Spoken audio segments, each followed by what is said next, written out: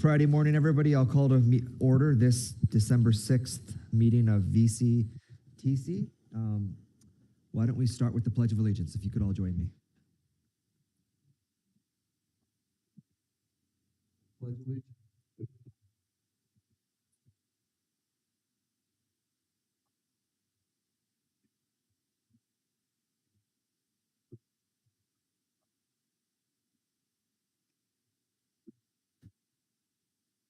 Madam Clerk, do you mind calling the roll?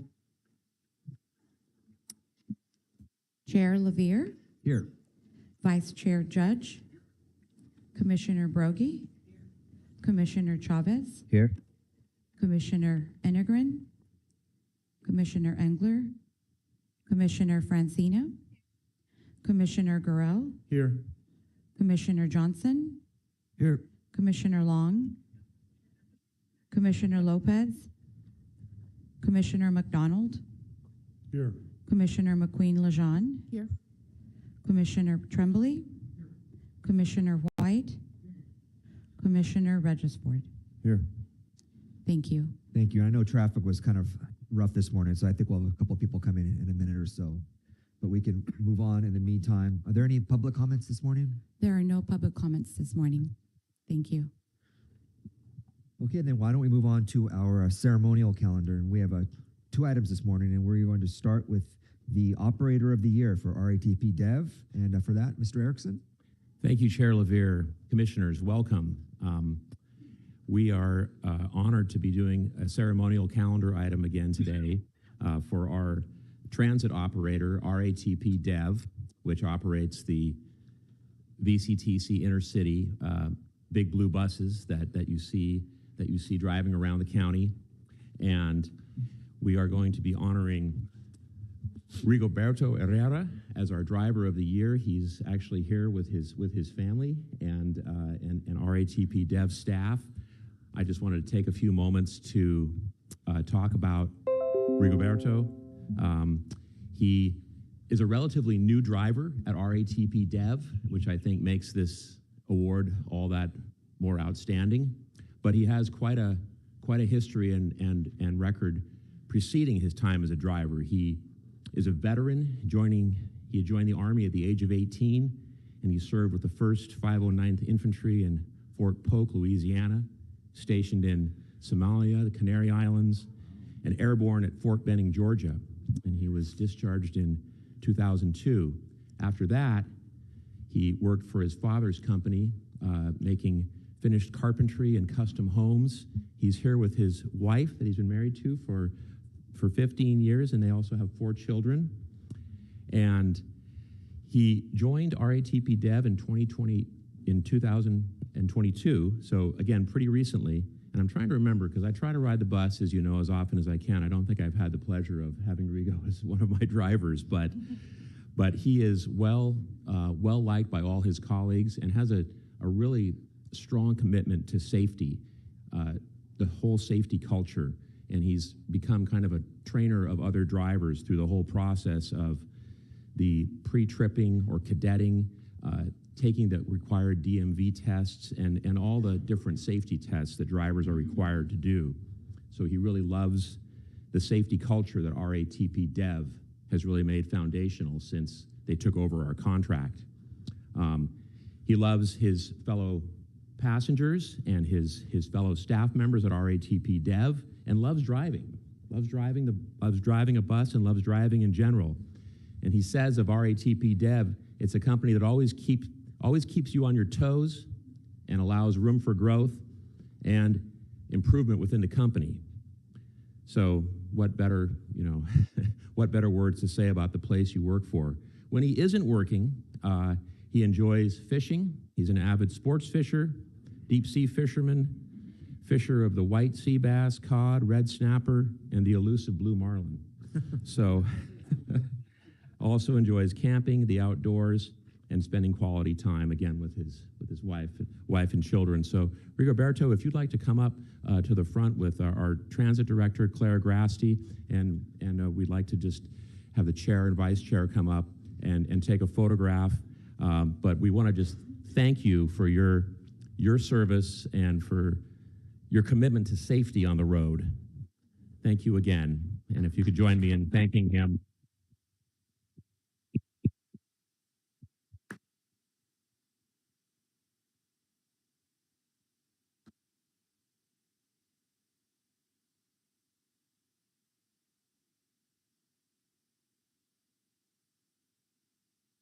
I forgot to mention we have Gloria Housley here too, our ROTP Dev, who oversees the.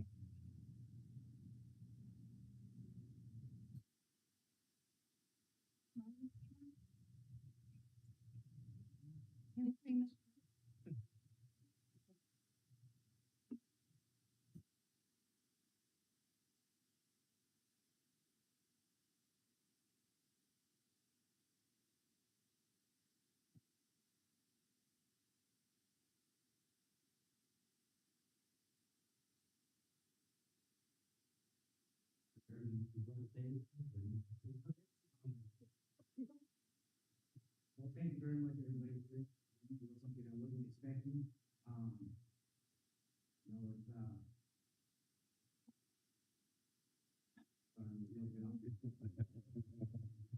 you know, so many things in life, and these opportunities just present in front of you, you know. And it was a place for growth. It was a company that I didn't know what I was getting into, because I was always in other fields. And once I got into the whole transportation business, I loved it, you know. And especially VCTC, it was more than just a company. It became family oriented, a camaraderie that I had from everybody else, and I started seeing the opportunity for growth. And like anything else, this is just the beginning. You know, I see the opportunities, and I kind of have an idea of where I want to go in life.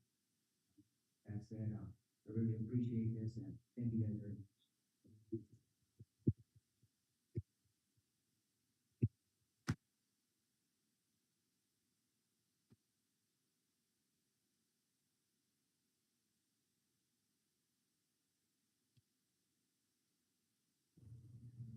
Well, thanks again for that. And I also just want to acknowledge Claire Grasty, Transit Director, Matt Miller of her team, and the whole transit department for the partnership we have with RATP Dev. And it's always a, you know, it's always a goal that we're striving to do better, in especially safety. But having drivers like Rigoberto out there really helps us, you know, keep that safety culture first and foremost within the organization. So, Chair Levere, with that, we will go to the second item on the ceremonial calendar, and that is recognition of the commissioners who will be leaving VCTC after this meeting. This is always somewhat of a bittersweet item. If you'd indulge me for a moment, as you might remember, when I first started, we had 9 commissioners actually change out of our 17-member board, which was a pretty big group. But we've had relative stability for the last 2 or 3 years. But now we will be saying goodbye and thank you to 3 of our commissioners: Brian McDonald from the city of Oxnard, Mike Johnson from the city of Ventura, and Sousa Francina from the city of Ojai. And I just wanted to thank all of you for your commitment to VCTC and to transit and transportation in general. I know, having worked at a city myself for 13 years, that when you join a city council, you obviously are a city council person, which takes a lot of your time. There's city committees that you're on, but then you also serve on many, oftentimes regional boards, whether it's animal control or air pollution or VCTC. And you know, when you got on VCTC, you might have thought, wow, this is another gigantic agenda packet I'm getting. That has a lot of very acronyms I've never seen before. So all of you have contributed to the commission. And I'll just say, Brian, I met you over 20 years ago and have had the honor of working with you during that whole time. Mike and Sousa a little less time than that, but I will certainly miss all of you, and thank you again for your commitment and time to VCTC. Chair Levere, thank you for indulging me. If you'd like to say, I'm sure you and other commissioners would like to say something also. Thank you. Yeah, thank you, Martin. And you know, we had the chance to say goodbye to Brian and Mike at Gold Coast. Martha and I serve on Gold Coast with them. We were able to do that on Wednesday, and so I'm going to repeat a little of what I said there. So forgive me. But I said on Wednesday, and I'll say it today, is just, you know, we all serve on so many different boards and commissions, and some are better than others. And a lot of times, a lot of times, how much you enjoy a board, part of it's the mission of the organization, but the other part's kind of your colleagues on that board. And getting the chance to work with all three of you, you're just amazing colleagues. You're professional, you're prepared, you're passionate about your work. You don't just mail it in, and that means a lot, I think, both to the mission of VCTC, but also to the civility and the professionalism of this board. And so it's hard to replace that. We're hoping to get three more that fill those shoes like all of you did. And it's sad to say goodbye, but thank you so much for the work you've done these last 4 years on VCTC. Anybody else? Thank you. We'll give you the choice. Yeah, Commissioner Johnson or Commissioner Francina. Yeah, I just want to say thank you to my colleagues here and to all the speakers that have been so educational and inspiring. And you know, sustainable transportation is definitely one of my passions. I originally came on board. I've been on the city council a total of 12 years, and it was originally because of my passion for making Ojai a more bicycle pedestrian city. That was part of the sustainable city plan. And so my plan is to mentor whoever steps in my shoes, and I'll show up when there's issues here on the agenda that I want to advocate for. Thank you.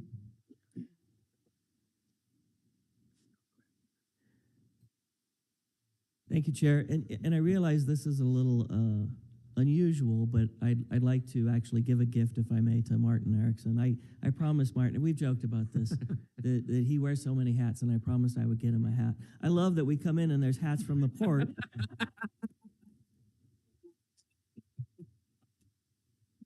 I sat over here so we can pass this around. Those of you that do not know Thomas the Tank Engine, there is Sir Topham hat. All right, if we could pass this around to Martin, please. You know, in the books, he's actually known as the Fat Controller, but they decided Sir Topham Hat was a better name. He's kind of a fascist, but he keeps the trains running on time. And during my time at VCTC, what I have found so amazing was, you know, sitting on the Santa Paula Branch Line Advisory Committee was how much that became part of what I was doing with VCTC, because it was right after I came on that we signed the lease with Sierra Northern, and then we've had the problems with the graffiti cars, and we've had the issues with the rails with trails, and then of course we had the flood that washed out the bridge at Old Sespe Creek, and so all of that has turned into something I think that that Martin and his team have really been able to deal with through all those challenges. But so there's Sir Topham Hat. And that was a little bit of misdirection because I got another present.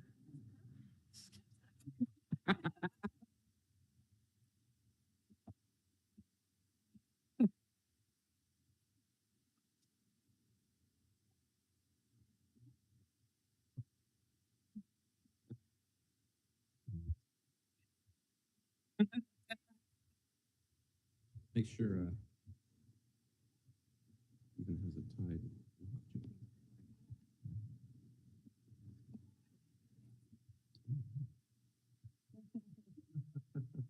See?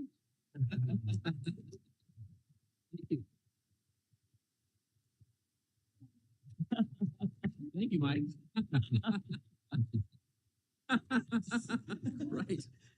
That might take some work.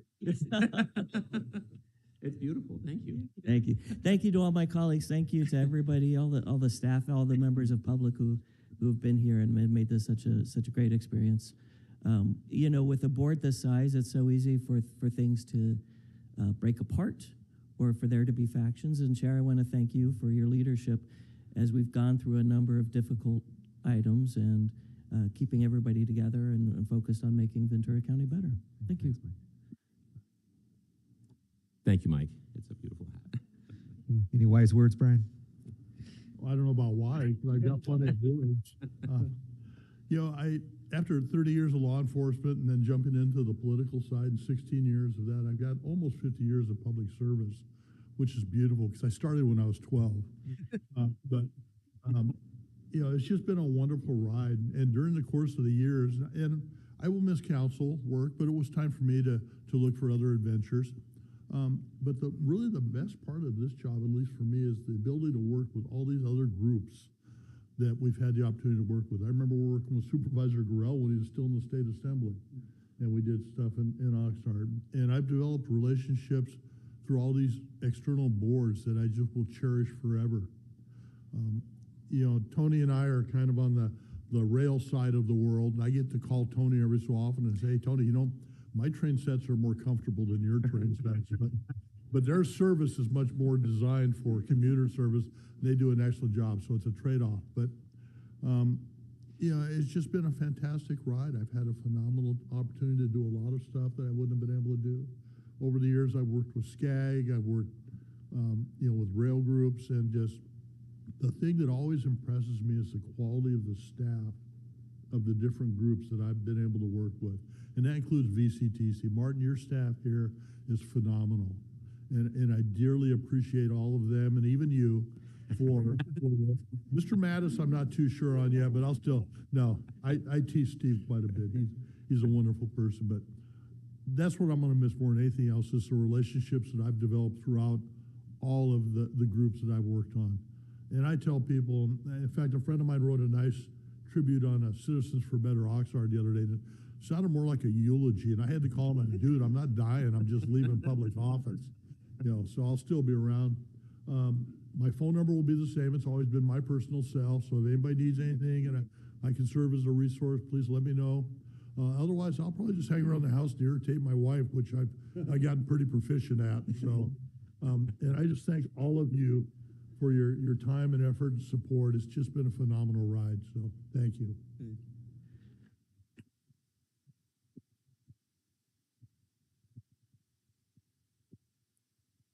And if anybody rides Gold Coast, we have 2 new bus stops on the Gold Coast route, one at Brian's house and one at Mike's house. So they got their honorary bus stops on Wednesday. So feel free to stop by and catch a bus sometime. Well, thank you to all 3 of you. We really will miss you. You've been just a joy to work with and great additions to this board. Okay, Caltrans report. Morning. Excuse me. Thank you, Mr. Chair. Good morning. Thank you to the commissioners and Mr. Director as well. Our district director, Gloria Roberts, gives her regards. She was not able to make it today, but she wishes the commission a very happy holidays and Merry Christmas. And again, also very much a thank you to the departing commissioners in Ojai and Oxnard and Ventura. We very much appreciate your support and coordination with Caltrans in improving safety and accessibility across the county and in the region. Very much appreciate you guys. I just want to give some brief updates for this month. It is December, so it's a cherry season, but also still a lot of plans and projects going on the state side. But I do want to share some news that we have from the state, Caltrans. We have just approved our 2024-2028 Caltrans strategic plan, which I'm going to share just some brief highlights of it. The vision, our new vision for Caltrans is a thriving and connected California. And our new mission is improving lives and communities through transportation. Our new values are collaboration, equity, innovation, integrity, people first, pride, and stewardship. And our new goals are safety, equity, climate action, prosperity, and employee excellence. Many of these haven't changed from our last strategic plan, but I just wanted to highlight that for the commission.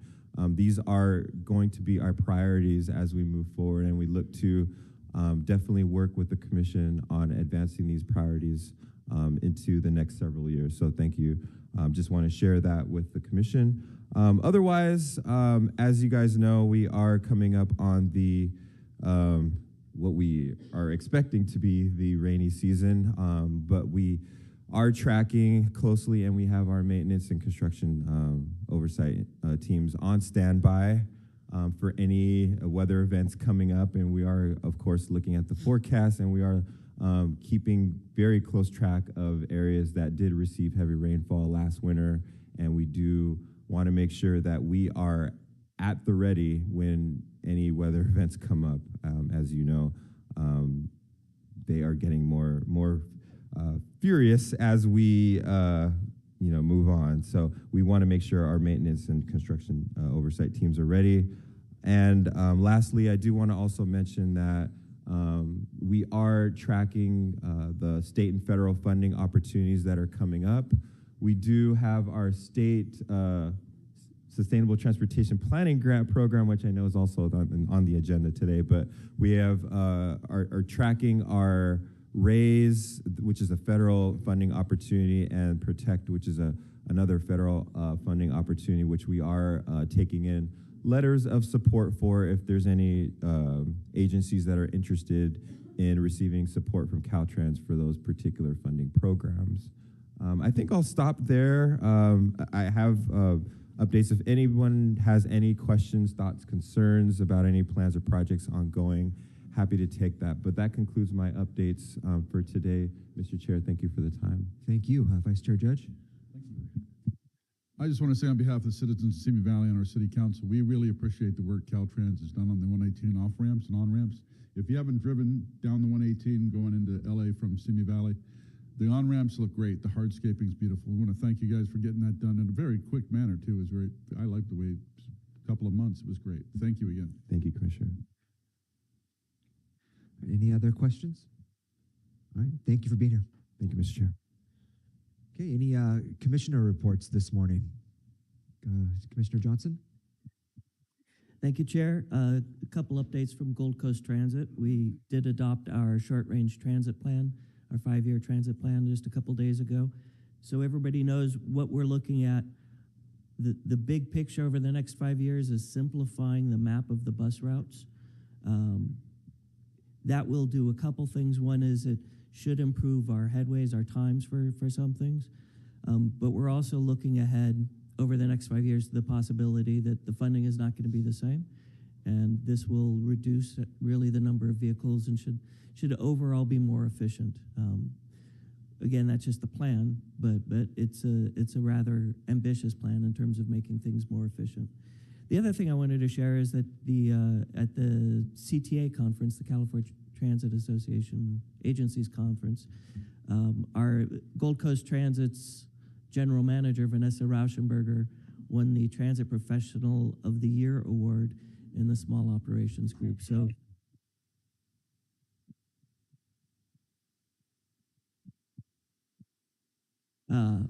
we at Gold Coast couldn't be more proud. So thank you, Chair. Yes, thank you. Commissioner Long? Thank you very much. First meeting since we had a mountain fire, and wanted to really say thank you to all of those that were working with us on the transportation and to ensure that the roads were safe. Caltrans, thank you so much. We just really appreciate it. I know the constituents are very thankful that things were kept open to get traffic through. One thing I do want to just make sure we're top of mind is making sure things get cleaned up. So any waterways or basins that need to be cleaned up to make sure that our roads are safe for the rains, I would really just make sure that we're thinking about that.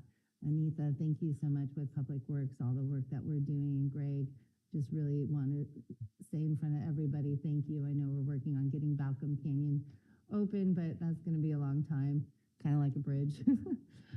But I just really appreciate the cities and the county and state and federal working together to make sure we keep moving. So thank you very much. Thank you. Okay, let's go to Executive Director comments.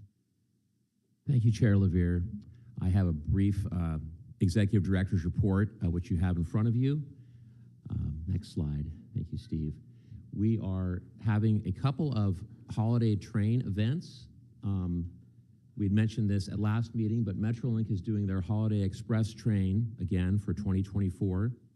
And this will be taking place traveling between Simi Valley to Oxnard and back on Saturday, December 14th. More information is available at metrolinktrains.com. This event was quite successful last year, and we're hoping that it will continue to be so. Feeling somewhat nostalgic with Brian leaving. I remember years ago, we used to have a Metrolink train event that would come to the Oxnard Transportation Center, and it was kind of like almost a show at Disneyland. So probably different budget times, but this is still a very fun event. So please, it's in your executive director's report, and also more information available on the Metrolink website. Next slide. And a little closer to home, our own Sierra Northern is operating again another Christmas train. This is Operation Toy Train, and that will be taking place this Saturday, December 7th. This is Sierra Northern Railways, Sunburst Rail Bikes in partnership with Operation Toy Train, and it will feature a train on the Santa Paula branch line with stops in Ventura, Satacoy, Santa Paula, Fillmore, and Piru. So they're still making this happen despite the bridge being out, which I think is kind of a feat in its own right. This is kind of a new partnership too, because community members can join in the festivities and donate to the local U.S. Marine Corps Reserve, Toys for Tots Foundation, and all the donations directly benefit local children. More information on the website below, but this was a successful event in the past 2 years, and we're looking forward to it again. And want to thank, again, Amanda Fagan and her team for working in cooperation with Sierra Northern and Sunburst for this operation. And then finally, Mike kind of stole my thunder. I was going to mention Vanessa's award, but I just will reiterate that. It's the California Transit Association is our, for lack of a better word, transit's kind of advocacy group for the state based in Sacramento. We're very proud of Vanessa for winning that award. You might remember last year, VCTC Intercity won Transit Operator of the Year, so I think good things are happening in Ventura County, so at least on the rail side. And finally, I just wanted to acknowledge Claire Grasty for her work in the EOC during the mountain fire, kind of taking over the old role I used to have when I was transit director. She coordinated some of the transit activity that was needed. There were some evacuations. Gold Coast assisted in some of those also, but this is a relatively recent development, stems from our Transportation Emergency Preparedness Plan, and really helps coordinate all the activity that happens during emergencies. A lot of stuff happens behind the scene. I just want to thank Claire for being there at the EOC, working with our county partners. And with that, I'm open to any questions. Thank you, Mr. Erickson. Any questions for our executive director? Okay, thank you very much. Moving on to item 9, which is the additions, revisions to the agenda. I would just ask my colleagues for one revision, and that is on our discussion calendar to move up item 13, which is the annual update from the Port of Hueneme to the top of the discussion calendar. And beyond that, any other changes that my colleagues would like? Then I do have one change, sorry, just yeah. for the agenda, Chair Levere. On item number 12, we need to make a minor revision to the Camarillo Station ADA project accessible boarding item, and we initially had the second amendment, the second recommendation to have the commission approved a resolution, but we are now asking them to approve the motion for this, and this revised recommendation will reflect a motion to approve, and this will be reflected in the PowerPoint during the presentation, but I wanted to just verbally read that into the record also. I can have a motion on the agenda as revised. Second, White. Okay, all in favor, say aye. Aye. Any opposed? Any abstentions? Okay, that carries unanimously. Thank you, everyone. So that takes us to our consent calendar, item 10. There are 15 items, 10A through 10O. Would any of my colleagues like to pull an item or ask any questions, make any comments, or we can just take action? Commissioner? I was gonna say, there's no discussion, I'll move approval, but it looks like Commissioner. There is discussion. 10I, sorry. 10, you want to pull it or questions? Just a note, we talked about safety all day today, and Rigoberto was talking about how safe he is and how safety is so important to him in driving and things like that. And the traffic calming and pedestrian and bicycle safety program award that we received, and I just want to thank Caitlin and her staff for putting that thing together, because out there in the real world, safety is imperative, important and imperative, and I just want to thank her and her staff for putting that together, and it sort of gets lost in all our discussions, but safety still is number one. So thank you. Thank you, Commissioner White. Okay, we have a motion on the consent calendar from Commissioner McDonald. Or a second? Second. Thank you. All right, all in favor, say aye. Aye. Any opposed? Any abstentions? Abstention. Okay. Oh, Commissioner I need Chavez. to abstain from 10A as I wasn't here for that meeting, but aye for all the other ones. Okay.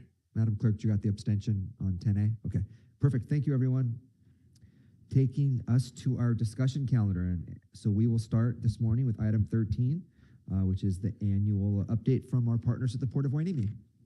Good morning, Ms. Deaconess and Mr. Erickson. You're going to kick this off? Yes, I will. Thank you, Chair LaVere. As I've said many times during the commission meetings, a big part of VCTC's success, a foundational part of our success, is our partnerships. Partnerships with other agencies, Caltrans, Gold Coast Transit, all the cities in the county, and I would say one of our premier partners is the Port of Hueneme. And as you know, we typically have an annual update from Kristen Deaconess, the port's director. She has a lot of exciting things to update you on. You might remember that last year, VCTC had its record year in terms of grant funds received. And at the same time, the Port of Hueneme also had an exceptional year. And between the two of us, they had a little more than we did. It was over $200 million of grant money that came to both agencies, almost a little over 80 million for VCTC and over 100 million for the port. And you'll hear about more success they've had in that regard. The final note I'll make before turning it over to Kristen is to say that transportation and the port's activities have been an integral part of Ventura County's strategic planning, both not just from the cities that surround it, Oxnard and the city of Port Hueneme, but when the original intermodal federal legislation was passed called ICE-T, or the Intermodal Surface Transportation Efficiency Act in 1991, the port intermodal corridor was identified as a demonstration project there. And without getting too far in the weeds, that's important because that project has led to many grants that we've received, from the Rice Avenue interchange, Brian, when we did the freeway work, to the more recent work at the 5th Street overcrossing. Having a project like that in a seminal transportation bill has served us well. And with that, I'll turn it over to Kristen. Thank you, Martin, and thank you, Mr. Chair LaVere, and distinguished members of the commission. It's an honor to be here this morning to deliver the port's annual update. And I'll just jump right in. First, I want to acknowledge my Board of Harbor Commissioners and the leadership that they bring to the port, and they're here to thank you as well for the partnership that we have with VCTC, and really enjoy a strong relationship to do great things for our county in terms of what we can do for transportation. A quick reminder, when I put this slide up, I like to share with the general public that your port, this is your port, and we don't collect any tax dollars from the public. All the revenues that come in through the port are from our customers and our business operators. So we really are a self-sustaining business enterprise, and that makes our mission very different. We're not trying to become a rich port. We're trying to enrich our community by having access to the global stage for commerce and create economic and social good and justice. So here's some wow factors. Your port does over 16 billion in cargo annually. We are the #1 West Coast banana port. We take pride in delivering bananas to the United States of America. We're #4 in terms of container throughput.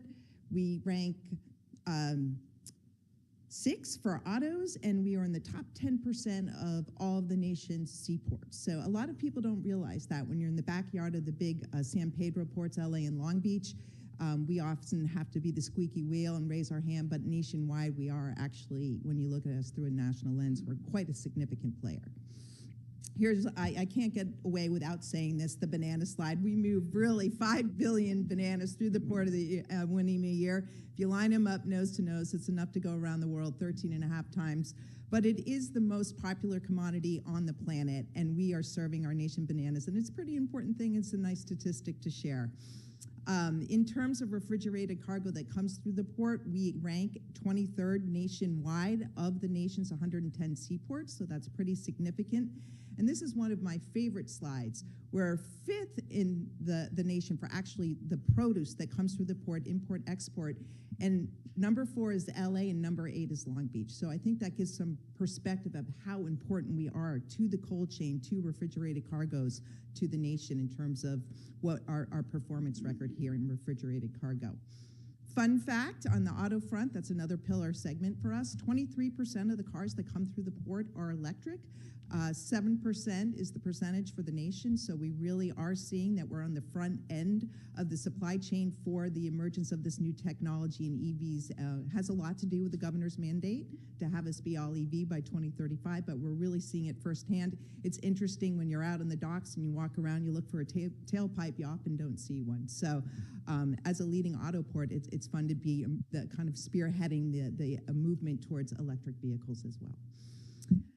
This is a snapshot. I won't go into all of it, but these are the types of commodities that come through the port. We actually do handle apparel. #1 export out of the port of Winnie, interestingly, is the Papa Frita, the French fries, going into the South American markets. A lot of people might not realize that. We also move a lot of apples out of the Pacific Northwest. Sometimes, on occasion, we move a lot of blueberries now through the port of Winnie from Peru, and in given months, we'll actually be moving more blueberries than bananas. So that's a really significant market for us as well. And then we take pride in supporting our local farmers and exports that we do primarily to the South America, Latin America markets. Here's a footprint just to show it's sort of interesting. When you look at the volume of cargo coming through the port, our top-ranking international partner is South Korea, and that's really the automobile cars. But when you look at it, and that's revenue. If you look at the volume of cargo coming through the port in terms of our leading trade partner being Guatemala, that's fruit. So we actually handle more fruit than cars, even though we make more revenue off the vehicle segment of our business portfolio. So it's sort of interesting statistic. This is what we serve in terms of the American market for the goods that come through the port of Winnie, your port. So it's pretty impressive footprint in terms of servicing our country in supplying national goods. And here's the port. Take a look. How many folks of you have been to the port? I think a lot of you have. If you haven't, please look us up. My team's there. Raise your hand, guys. We have Stacey Lang, our Chief Commercial Officer. There's Austin Yang, our CFO. Letitia Austin is our Government Relations Officer, and our Prentice Blake is with us too. Some of you may recognize him, but but please come out and see us. But this is our footprint here at the port, and what's somewhat interesting, many of you may know this, but we're a shared harbor with Navy Base Ventura County, and we have joint use agreements with the Navy. And so we can use their infrastructure when it's not deployed for military missions. And what we do, instead of paying rent to the Navy for using their assets, we put funds into account, about 40% off a given deal. And what we do is we save that money. When it accrues to certain amounts, we'll be able to build infrastructure for our local military so the money does not get lost back in Washington in the general fund. We also have customers on the Navy base side. Globus, one of our largest automotive customers that brings in Hyundais and Kias from South Korea, has about 90 acres over there. And they too, instead of paying rent, they build for the local Navy. So collectively, over the last 10 years, $90 million has gone into our local military installation, and that funding really is a significant amount to build for our military. So it's a great public-private win for our county. Just a snapshot of this. I think a lot of you know our business model, but it's just worth mentioning again. We have a relatively small footprint. We're only 120 acres large, but the way Port Hueneme works, when a container of bananas lands here, it doesn't stay on the docks. It actually immediately exits our facilities and it goes to an off-port private terminal where even the customs inspections will occur. Vehicles, when they land when an auto ship comes in and it lands at Port Hueneme, the cars are driven off by our great ILWU workforce. They stay there for a very short period of time, and then vans of people come down and they pick up the cars and they actually drive them to off-port private terminals. And so our footprint becomes much bigger when you look at all of these private terminals outside the gate. And that's how we can move so much cargo, and that's how we compete so well globally, and that's how we're being able to continue to increase our footprint in global trade. I'm not sure if you're aware, but we do own a railroad. We share that in partnership with the VCTC, and this is just a quick video that highlights what our railroad is up to. Did you know that the Port of Hueneme owns a railway? The Ventura County Railway has been transporting goods for the port since 1937. The port is much more than just a place for ships to dock. We serve as a vital link in the supply chain to get you the goods you use every day. And that's where owning a railway comes in handy. The port puts goods on rail instead of solely relying on trucks to get them from the shore to your local store and home. And guess what? The rail provides a cleaner and safer way to transport your goods. For example, each trainload of cars takes 150 trucks off the streets of our local community. This keeps congestion down and our air clean. Our rail brings in U.S.-made autos for export, equipment for our farms, and equipment to support our Navy base. Fun fact, our rail carries our famous Oxnard strawberries to the Midwest to make jam, carries recyclable packaging, and moves cars all the way to Southeast USA. The railway enables the port to serve more customers, and more customers means more good-paying, family-sustaining jobs for our community. Visit us at www.portofh.org to learn more about how we make cargo move for you. So that's just a very vital, competitive, intermodal asset for the port as well. So some updates here. What's new at the port? What's happening? Let's talk a little bit about business. We've realized about 80% growth over the last decade. We had a stellar year in automotive cargo. We hit over 400,000 cars. That's a huge benchmark. When I started, we were around 280,000. So we're just seeing that market really grow. And our container market is just busting at the seams as well. A lot of business coming through the port. And that translates into more revenue. And when we make more money, that's more that we can do to invest in our community and invest in our environment and create good paying jobs for our community. So we've had this great growth, both on the revenue side and the volume side. And Austin, take a bow, our CFO, but we have retired our debt this year. So we are probably the only port in the country that has no debt. And so this is one of his favorite slides to showcase, but it's a big deal.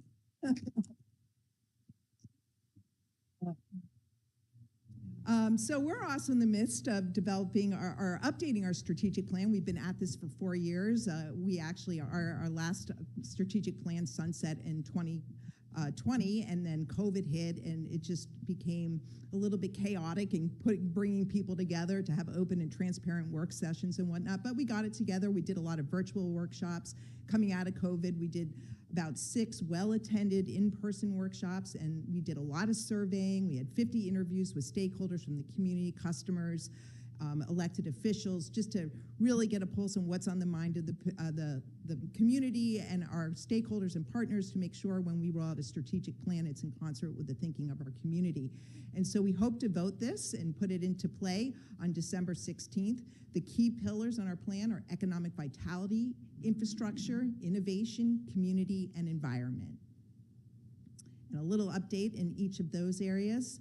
This chart shows on the economic vitality front how important your port is to the backbone of Ventura County GDP. We're actually the strongest performing segment in the county's GDP, about 12% over the other segments of the county's GDP. In terms of overall economic activity, those bar charts that I showed you have really translated into economic prosperity. We're about 150% up in total economic activity for our county. Our tax revenues from all of those private terminals outside the gate and all the taxes that the people pay that work at the port are up 224%, and that translates into many of our city councilor members here in the room to money and in our county, and to money right into your pockets and your communities in terms of total local tax benefits. About 36.1 million goes into our local communities in tax revenues from port activity. On the job front, our growth has translated into enormous opportunities for local jobs. We have about 25,000 jobs now here at the port, up 144% over the last decade. And this is one of my favorite slides because it really shows how the people that live in the county work at the port. 95% of the people that work at the port live in Ventura County, and about 5% of the people live in our local adjacent communities of Port Hueneme and Oxnard. So we're a really important employer, and what's very important to note about that is that these are really good paying jobs. The AAPA, which is the American Association of Port Authorities, just did an analysis on the average pay and the income from a port job, and it's $98,000 a year. So these are really good jobs for our community. So on infrastructure, our pillar, what's up? Well, thank you to the state and Cal SDA and our governor, and bringing an $80 million PFIP grants to us. Caltrans has been hard at work putting these projects into action. They're asking us to spend $62 million this year, so we're hard at work. And here's a quick snapshot of some of the things that we'll be bringing to the table with that funding, but a lot of it is for great environmental work to fully electrify our port so that ships can plug in at every single berth. A lot of it is just increasing commercial capacity inside the gate, taking down old buildings, putting in new clean infrastructure. So we're so grateful. It's game-changing for us to have this kind of funding to augment our infrastructure and really be able to increase our commercial footprint, but also with a way with doing it very cleanly and mindfully. We're also proud to say that we've been putting a lot of people to work because of these projects. We have a PLA, and which is a project labor agreement, if you're not familiar with that, and it requires us to hire local labor when we do construction projects. And what's been fascinating to watch about this is that we really are building a talent pool in marine construction by this PLA. And it's just great to see, to have that kind of workforce here now in our county that can do this work through this PLA project that we've had. And just as fascinating now that we have 500 folks that have the expertise in that field. We also like to give a shout out to our wonderful union that helps move all the cargo off the docks day in, day out. It's not easy work, and we're just super proud of the relationship we have with our local chapter. Environment. Lots of great stuff happening here. These are the areas where we really focus in terms of our environmental pillar. It's soil and sediment, marine resources, water quality, energy, climate, and air quality. We have a program called Green Marine, where a third-party auditor comes in every year and gives us a report card. So we can't just pat ourselves in the back. You can't get certified by Green Marine if you don't improve year over year. And last year we got our best report card ever, and we continue to commit to you that we will work hard to get better and better each year. We did also just get recognized by the American Association of Port Authorities as the environmental leaders of all ports in the Western Hemisphere, so that was a pretty big deal. And that was for our blueprint to decarbonization that was funded, and thanks to the state, with a $200,000 grant from the CEC. So we had a lot of fun accepting that award. And part of that, after that blueprint came out, we put a grant in with the EPA, and wow, we got it. So we got $43 million to help us convert 95% of our handling equipment to zero-emission technology, which really positions us well to be the first port to be fully zero emission in terms of handling equipment and vessel operations while vessels are at berth in the country. So, and our goal is to do that by 2030. And we're committed and we're persevering, and we're going to try and make that happen. We're very excited. Part of this is part of our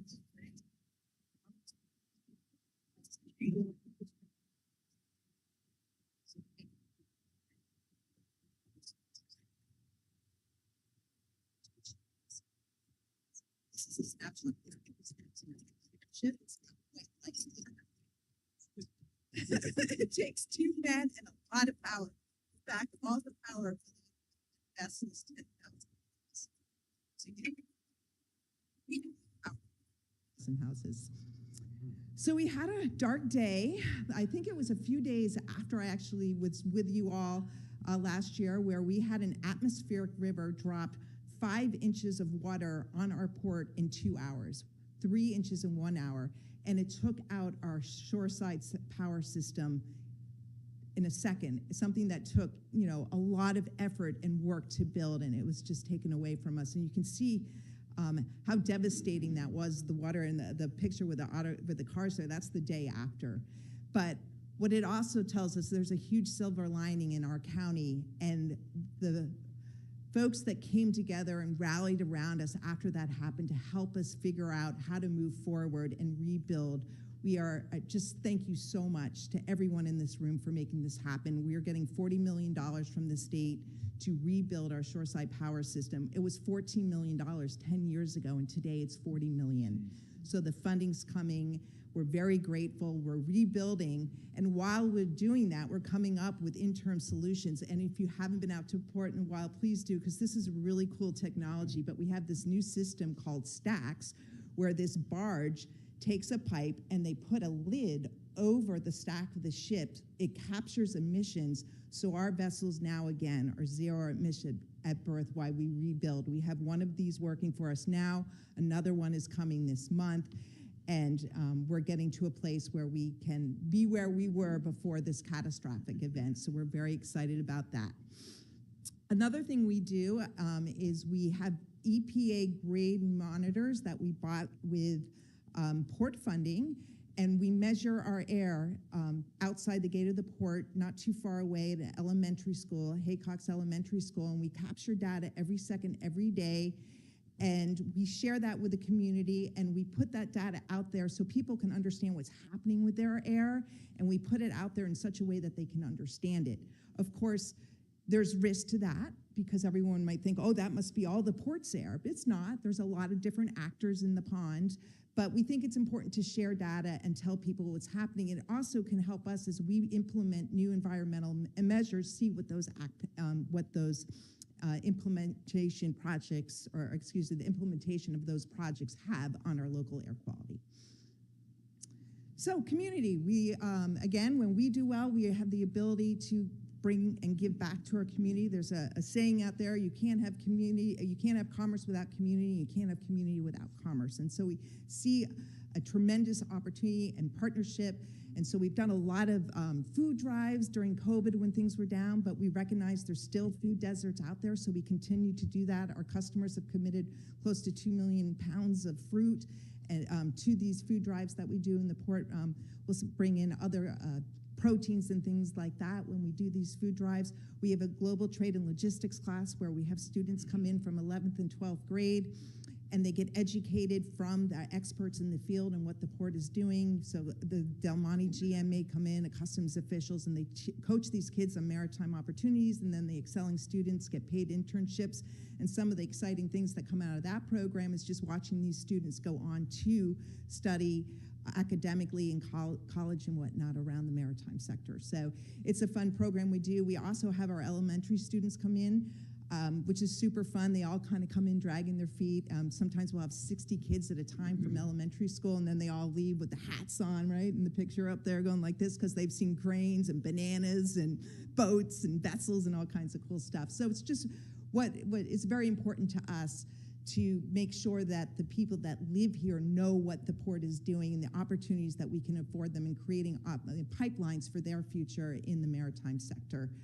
So community work is profoundly important to us. We also do about $300,000 in sponsorship to local nonprofits that are here in our county, or those organic groups that we can help support, like Real Guppy and Lacash and other groups like that. We also have our Banana Fest. Did anyone come this year? We get anyone out there? Martin was there. A couple of people came out. We get about 12,000 people out every year. Our Banana Festival is the last month of October.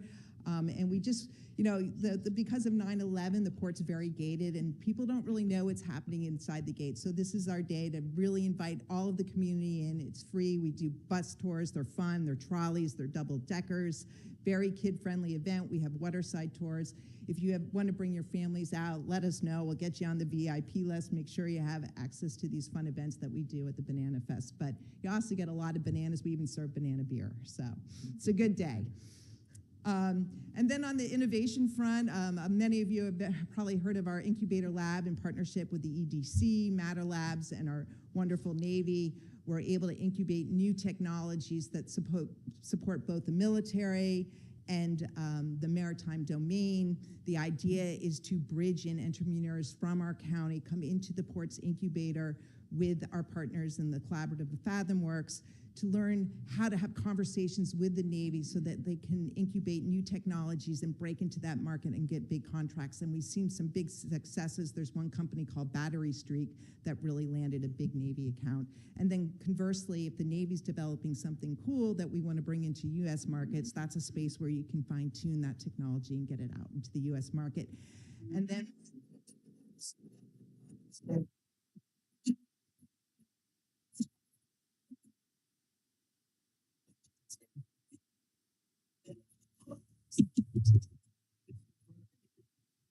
24 high schools.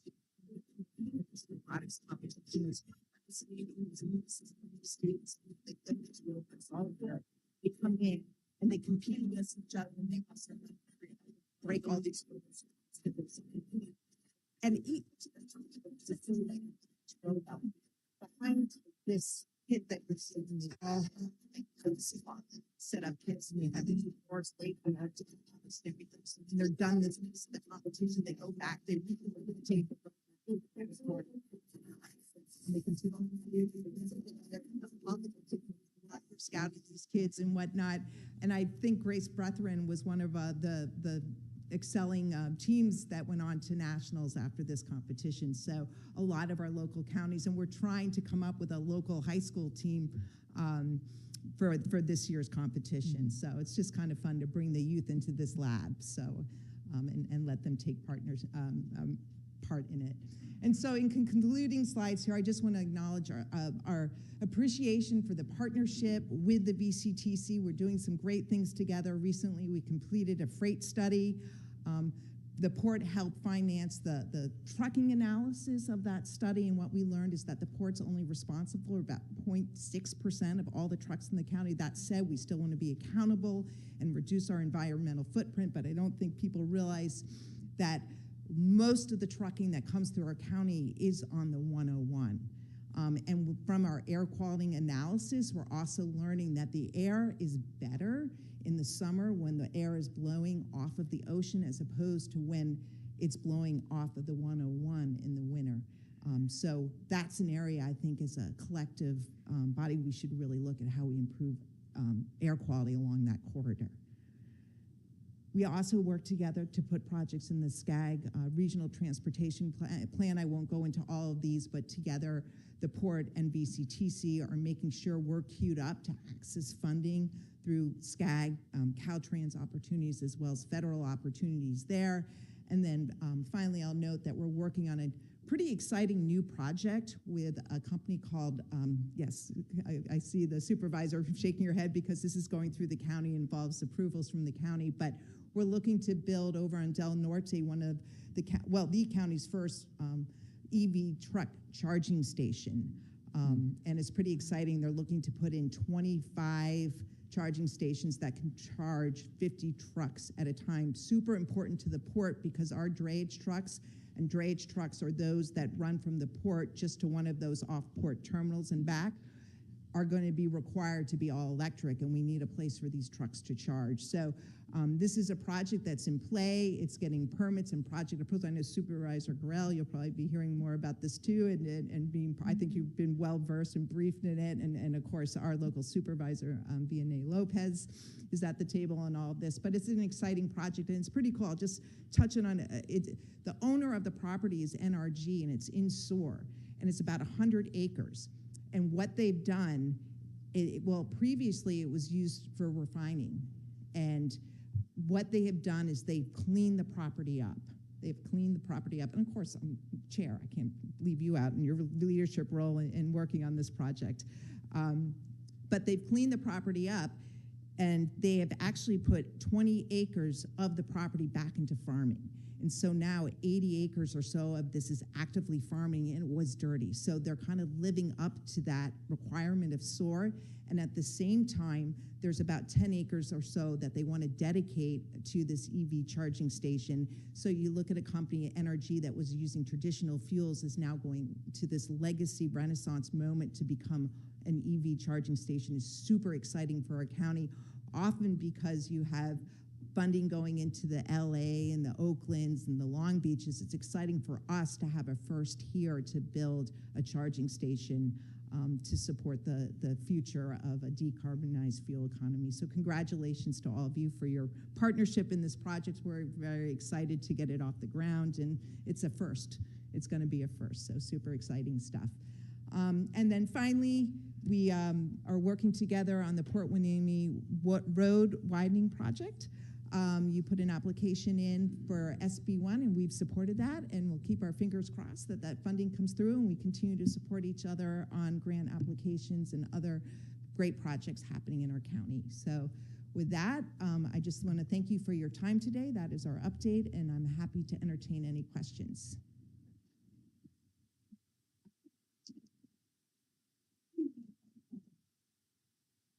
Thank you so much, Ms. Stikas. Every year you come, and I'm amazed about what you're doing there. It's pretty incredible work you and your team are doing. Any questions, Mr. McDonald? Yeah, just a question on your zero emission fleet. I know you're leaning heavily towards electric, but have you given any consideration to hydrogen fuel cell?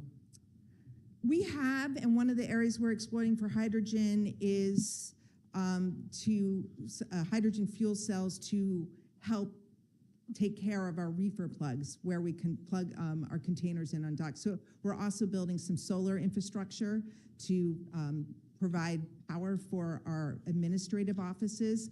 There is a lot of pressure on the grid, as we all know, with these 2035 mandates coming into play. There's a tremendous a power need to plug in all of our ships, and so we're always trying to get innovative and creative where we can have microgrids, solar power, talking to all the experts in this field. But what we've learned from our blueprint, the most efficient and fastest way to go to zero emission is battery electric. Okay. Just a side note, Gold Coast Transit District is in the process of transitioning to hydrogen fuel cell technology. And the nice thing about that for them is that hydrogen and natural gas can be commingled in the same transmission lines and then sorted out the end. So the infrastructure buildup is a lot less intrusive than trying to get more electric facilities to that in there. So, and I'm sure you've probably talked to Gold Coast, but if not, I can arrange for them to reach out to you. Or Vanessa's here. Yeah, Vanessa and I have done tours of each other's facility, are in very tight conversations around how we can partner, and maybe they can bring us some hydrogen and those sorts of things. Yes. Perfect. Thank you so much. Thank you. Kristen, great presentation. I just think that all your team and the commissioners are doing a fabulous job, so thank you. Question on fast turnaround and getting funding for the electric grid. How soon do you think that will start to be built? Great question. So we are now, I think we're close to 60% design, but the problem with the rebuild is the lead time to get the parts. When we built this 14 years ago, it just wasn't as difficult to get what you need. And KJ is here. I know he works for Oxnard now, but he appreciates this because he helped build our initial system. But it's the competition around the equipment and the substations and everything that you need to build these takes so long to get. It's up to almost a year lead time. So what we're doing, and some of this is pre-procurement of parts. So while we're engineering, we're starting to buy what we need to build the system so we can do it as quickly as possible. But honestly, it's going to be about a year and a half until we're going to be able to have that system back in line. So we're going to have to rely heavily on those stacks barges in the interim. And in fact, our ro-ro fleets come this January 1st are also going to be regulated. So they're going to be using those stack systems as well. Thank you. And I definitely appreciate the support on the heavy truck charging station. If we can get that in, that will be the first in Ventura County for sure for a virtual power plant situation. And it's right on the corridor. So what a fabulous location to make sure that you're, like you were saying, with air quality and so forth, to ensure that the truck routes and the safety of the community as well. So, and a great turnaround from a location that had to be cleaned up. And if you saw the site before, it was not good. And that they had cleaned it up, they've done everything, turned it back to ag, and then to use this site. I agree that this is definitely would be a fabulous project. You know, I failed to mention that $10 million of our EPA grant is to buy the trucks. So we'll actually be creating kind of the critical mass to be able to use that fueling station. Right, through that and for EPA me, grant. I think similar to you. It's like, okay, so the first one's here to get us to the 101, but we also have all those trucks on the 126. And what do we do for that? Because we have our corridor there too. So I just appreciate the forward thinking and how do we get there? Thank you. Thank you, Supervisor. Sure. Thank you, Chair. Thank you, Ms. Dekas, for the presentation. As the Chair mentioned, it's always great hearing the update and seeing what work is being done at the port. I can honestly tell you there is not a place in Oxnard that I go that's an event and I do not see port staff. So I appreciate the outreach and the participation that the port is giving. One of the comments that you made was about those air quality devices. I've had conversations with people saying, well, the port's just creating all these emissions and these problems. And I do reference your talking points on that area about the seasons and when the winds are blowing. And we noticed that a lot with the mountain fire. South Oxnard, Port Hueneme was heavily inundated with the smoke because of the wind direction. My house was one of those that was filled with smoke, and I have 3-4 air purifiers running, and it still wasn't even good enough. So, you know, this is a transportation commission. We do have our partnerships with local organizations, and that's something that we do need to address, and hopefully sooner than later. When we're looking at the 101, when we're looking at how we are moving people around throughout our communities. I do want to ask a question, and hopefully this doesn't come off as a I got you question, but one of my areas of concern has always been pedestrian safety, bicyclist safety. And I know the port does take efforts to ensure safety around their facility, around the railway. My concern is the railroad crossings along Woolley and Patterson, where unfortunately crosswalks are not accessible for people to cross Woolley, along Ventura, along J Street, along C Street. And if you're in a mobility device, you're definitely not going to be able to cross. You are actually forced to go into oncoming traffic to get across there. I have brought that up to your board a couple of years ago of that concern. Are there any efforts in addressing that, in ensuring that people can actually use a crosswalk to get from one side of Woolley to the other side, crossing your railway? So it's a great question, and there are opportunities to do that. We've actually had meetings with the city of Port Hueneme and the city of Oxnard, and there are strategies that if the cities spearhead a application with the FRA to create what's called quiet zones and safe pedestrian passings, but the applications have to come from the cities. And so the port has facilitated those discussions, and we're happy to continue that and bring the stakeholders in. We actually brought in the California Railroad, we brought in the FRA, and we're happy to reignite those conversations, and you can get access to public funds. And there's another interesting funding opportunity. The port has done something called a community economic development study.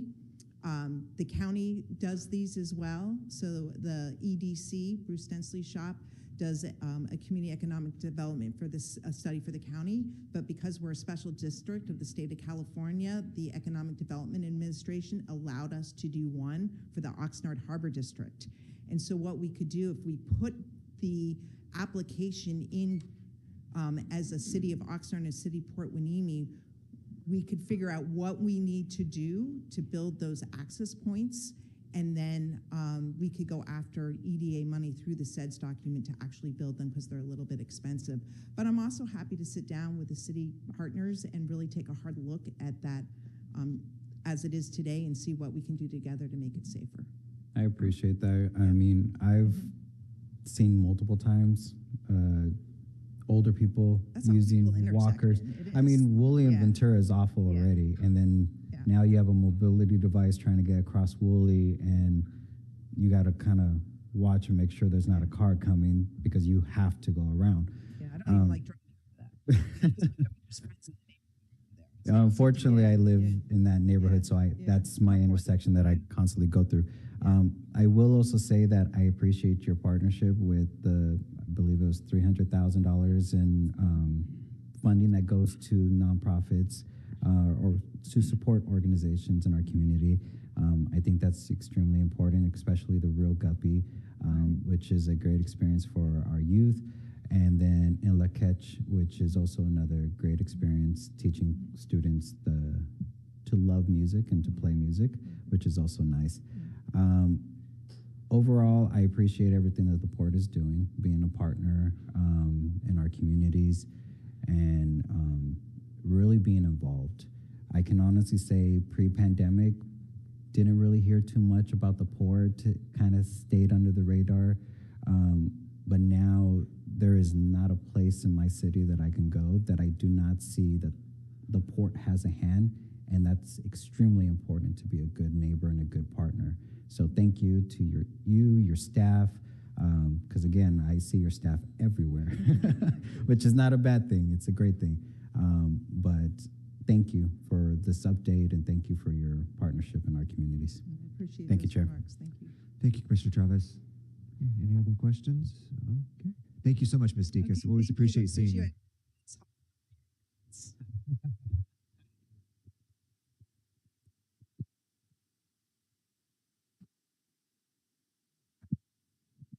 Item 11 is the first of two public hearings. It's the approval of fiscal year 2024-2025 program of projects. So I will open the public hearing. We will hear from Ms. Miller, and then we can take any public comments. Good morning, Ms. Miller. Good morning, Mr. Chair. Good morning, commissioners. Set everything up. Glasses primarily. Okay. Yes, item number 11 again seeks this commission's approval for the 2025 program of projects. And very briefly, this commission kind of has seen this item over the years. We approve this annually, but very briefly, VCTC as the designated recipient of federal transit funds is required to hold a public hearing and adopt a yearly program of projects, or what we call a POP. And it lists, this program of POPs lists federally funded transit projects in each of the four urban areas in Ventura County, which includes Ventura, Oxnard, Moore Park, Thousand Oaks, and Camarillo and Simi Valley. So VCTC staff provides agencies, transit operators, an estimate of the FTA funds they can anticipate receiving in this next year. And these funds include the FTA 5307, 5339, and 5307. And these fund the operators operating assistance, capital projects, and planning. And they're formula funds based on population statistics and service levels. And just a note from the item, this year we are using the new census data, 2020. I think I put 2010, but it's 2020. Yeah, I thought you might notice that actually. It is the 2020 new census data, so a slight difference in that respect. And then also during COVID, the operators submit NTD data, which is data on their service levels. And when we experienced COVID, a lot of the service levels fluctuated and were impacted. And so we did a pause in terms of using that data for the last several years, actually. And so now we're going back to using this data, so it's more recent. So the operators, and that includes Gold Coast Transit District, provides VCTC staff their program of projects, and we incorporate it into the POP. And additionally, we incorporate discretionary funds, and these are from the competitive grants that this commission has seen as well, and that includes CMAQ, CRP funds. These are federal funded projects. In the most recent SCAG call for projects, and these would be obligated in this coming year in 2025.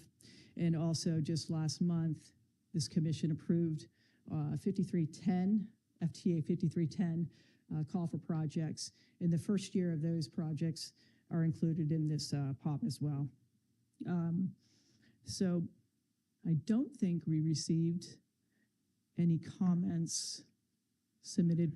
Roxana, did we receive any public comments? Okay. So that's just a brief introduction. Transit Operators Committee approved this POP on November 13th, this last week. That's our Transcom, our local Transcom committee. So staff recommends approval of the 2025 POP. It's in attachment A in your agenda packet. And that concludes my comments, but I'd happy to answer any questions. All right, are there any commissioner comments before I take public comment? Okay, are there any public comment? Okay, then we will close the public hearing and we can take action. Travis moves. Okay, we have a motion and a second. All in favor? Aye. Any opposed? Any abstentions? Okay, that's unanimous. Thank you, Ms. Miller. Thank you so much. And then item 12 is another public hearing. It's the Camarillo Transit Station, Americans with Disabilities Act Improvement Project, Accessible Boarding Method Report, and public hearing. So I will open the public hearing and let Mr. Smith do his presentation. Thank you. Good morning. Good morning, Chair and Commissioners. I'm Aubrey Smith, Program Manager of Regional Transit Planning. Item number 12, which is the Accessible Boarding Method Report and public hearing. This presentation will provide an overview of the analysis pertaining to the accessibility options for the proposed rail boarding platform improvements at the Camarillo and Oxnard transit stations as part of each agency's ADA improvement projects. I do have a member of our consultant team from RailPros, Dan Thompson, who will be providing the overview. And with that, I'll hand it over to you, Dan.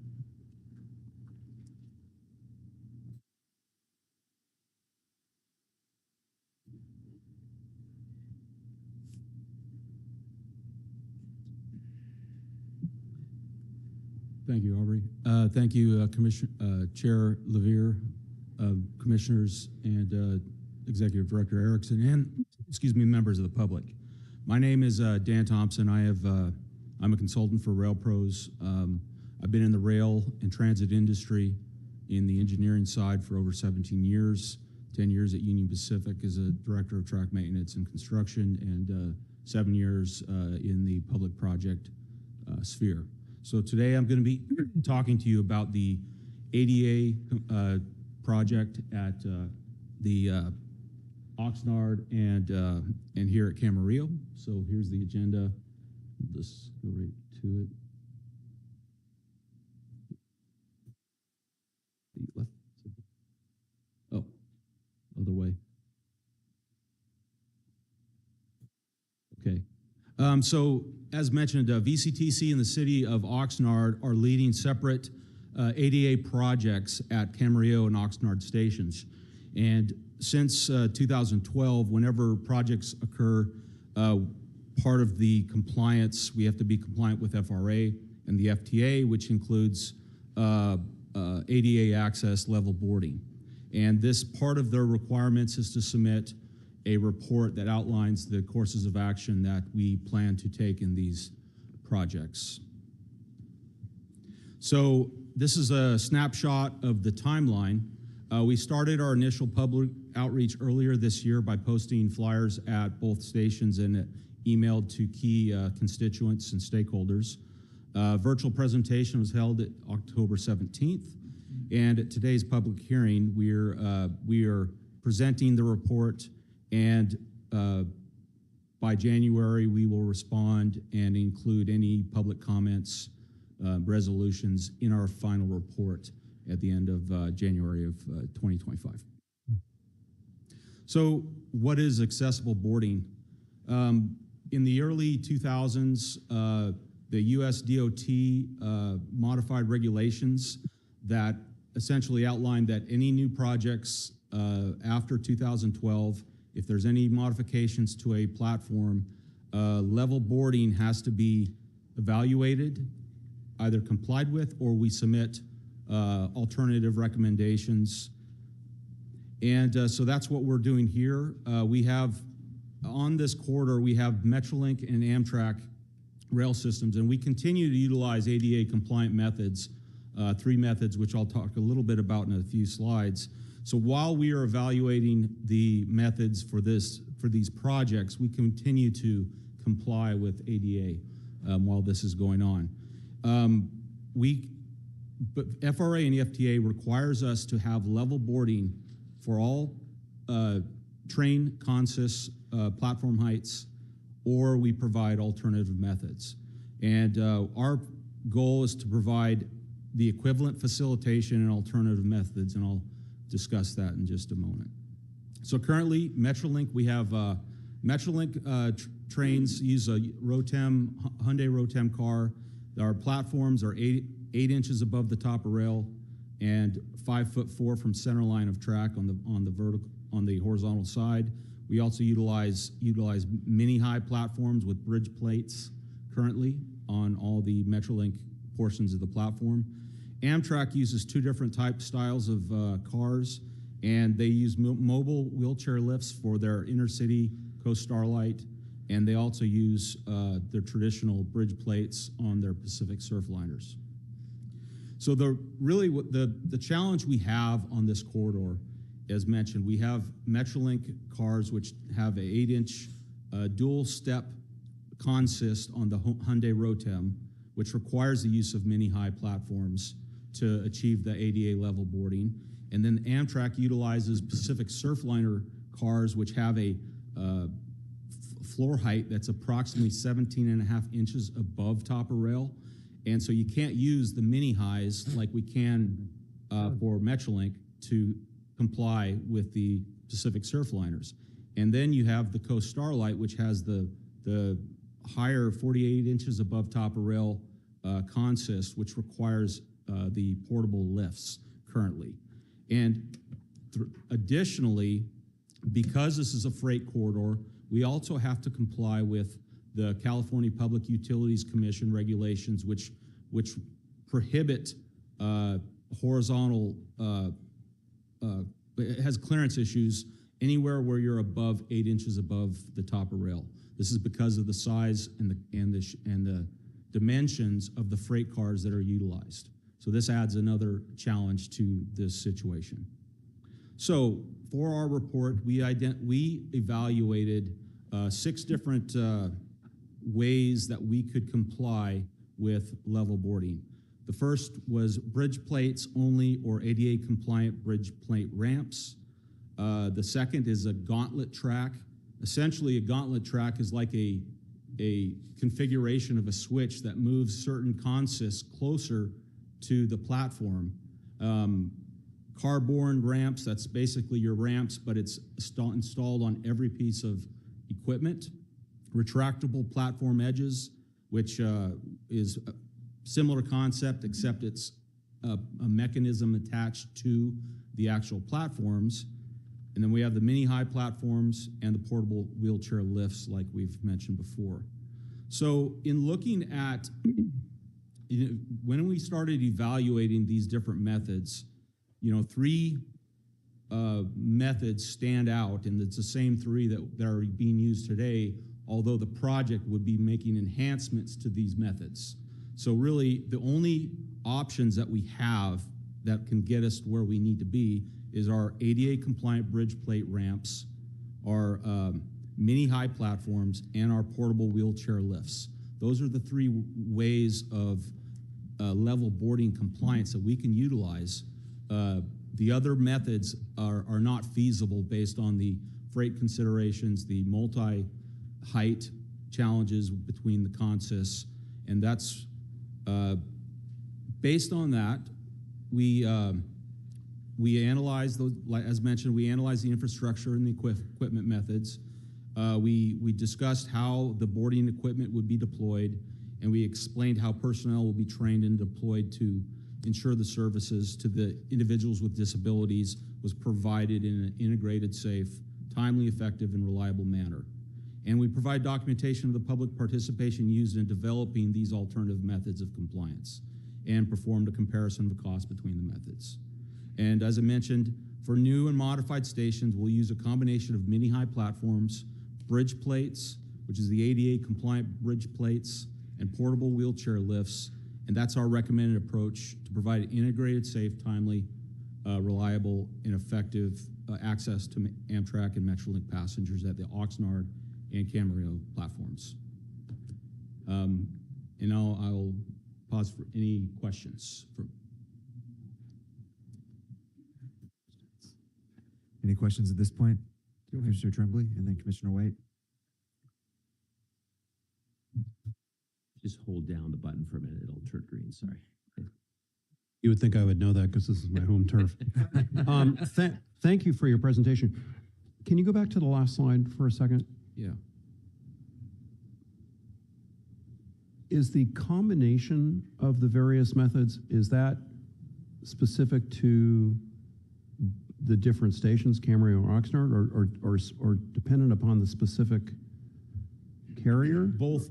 Or yes, yes, sir. So I'm trying to understand. So all three methods have to be used at each platform, at each station. Oh, all three. Because so it's conjunctive. It's conjunctive. The reason for that is on any given day we have upwards of 8 to 10 Metrolink trains that go through one direction. You have, I think, 2 Coast Starlight, and you have a number of Pacific Surfliners. So in any time, based on the timetable, each one of those methods has to be used, and the Pacific Surfliner has to use the plates, the Coast Starlight has to use the lifts, and the Metrolink has to use the mini high and the plates.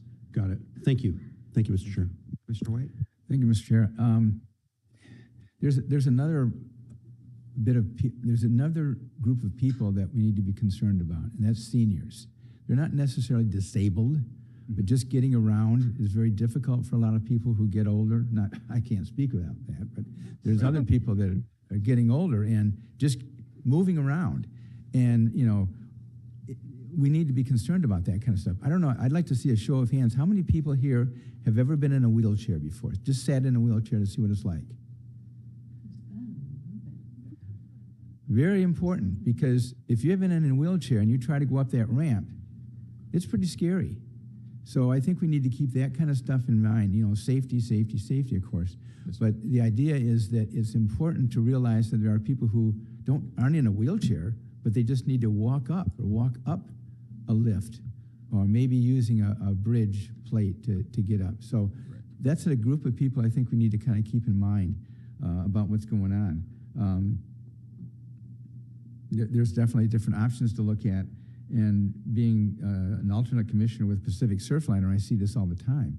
That's a big concern for a lot of people. It's not so necessarily people who are in a wheelchair, but just how do they get up that ramp?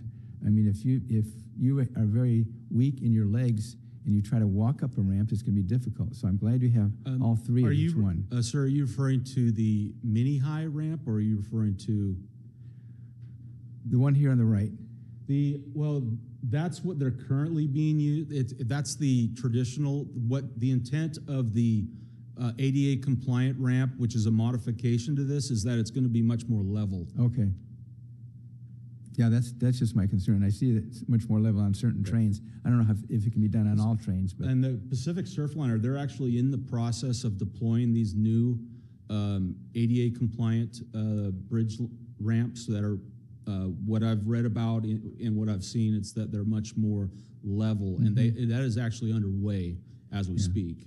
Good. Okay, thank you very much for your presentation. Thank you, Chair. Thank you. I appreciate it. It seems very thoughtful to note that each train might be different coming through.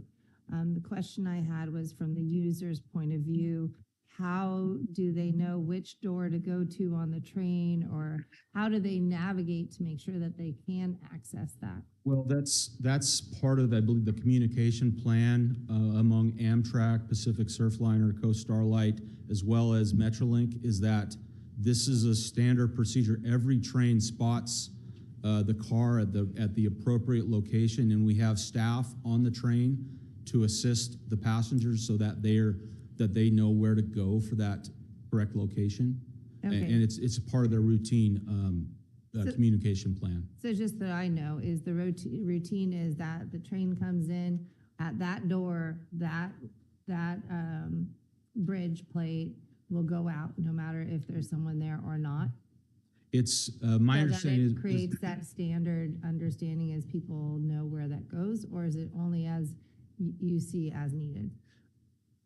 Operations today, it's as needed, but that is something we'll certainly address within the report. Okay, I just wondered because like Commissioner White was stating, there are seniors with a walker or any other things that they're carrying, and a ramp is always quite nice.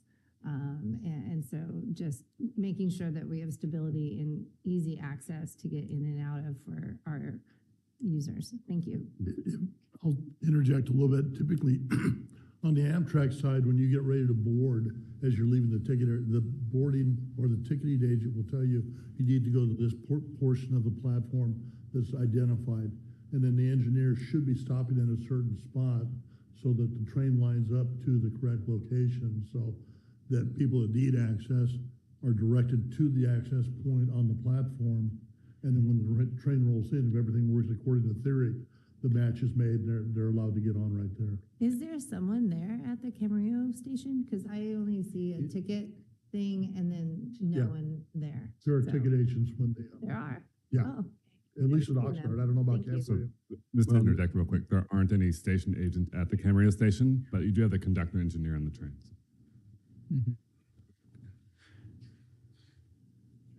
The conductor is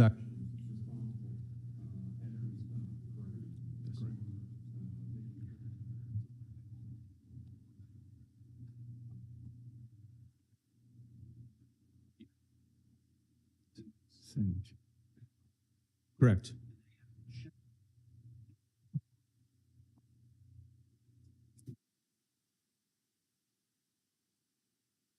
Correct.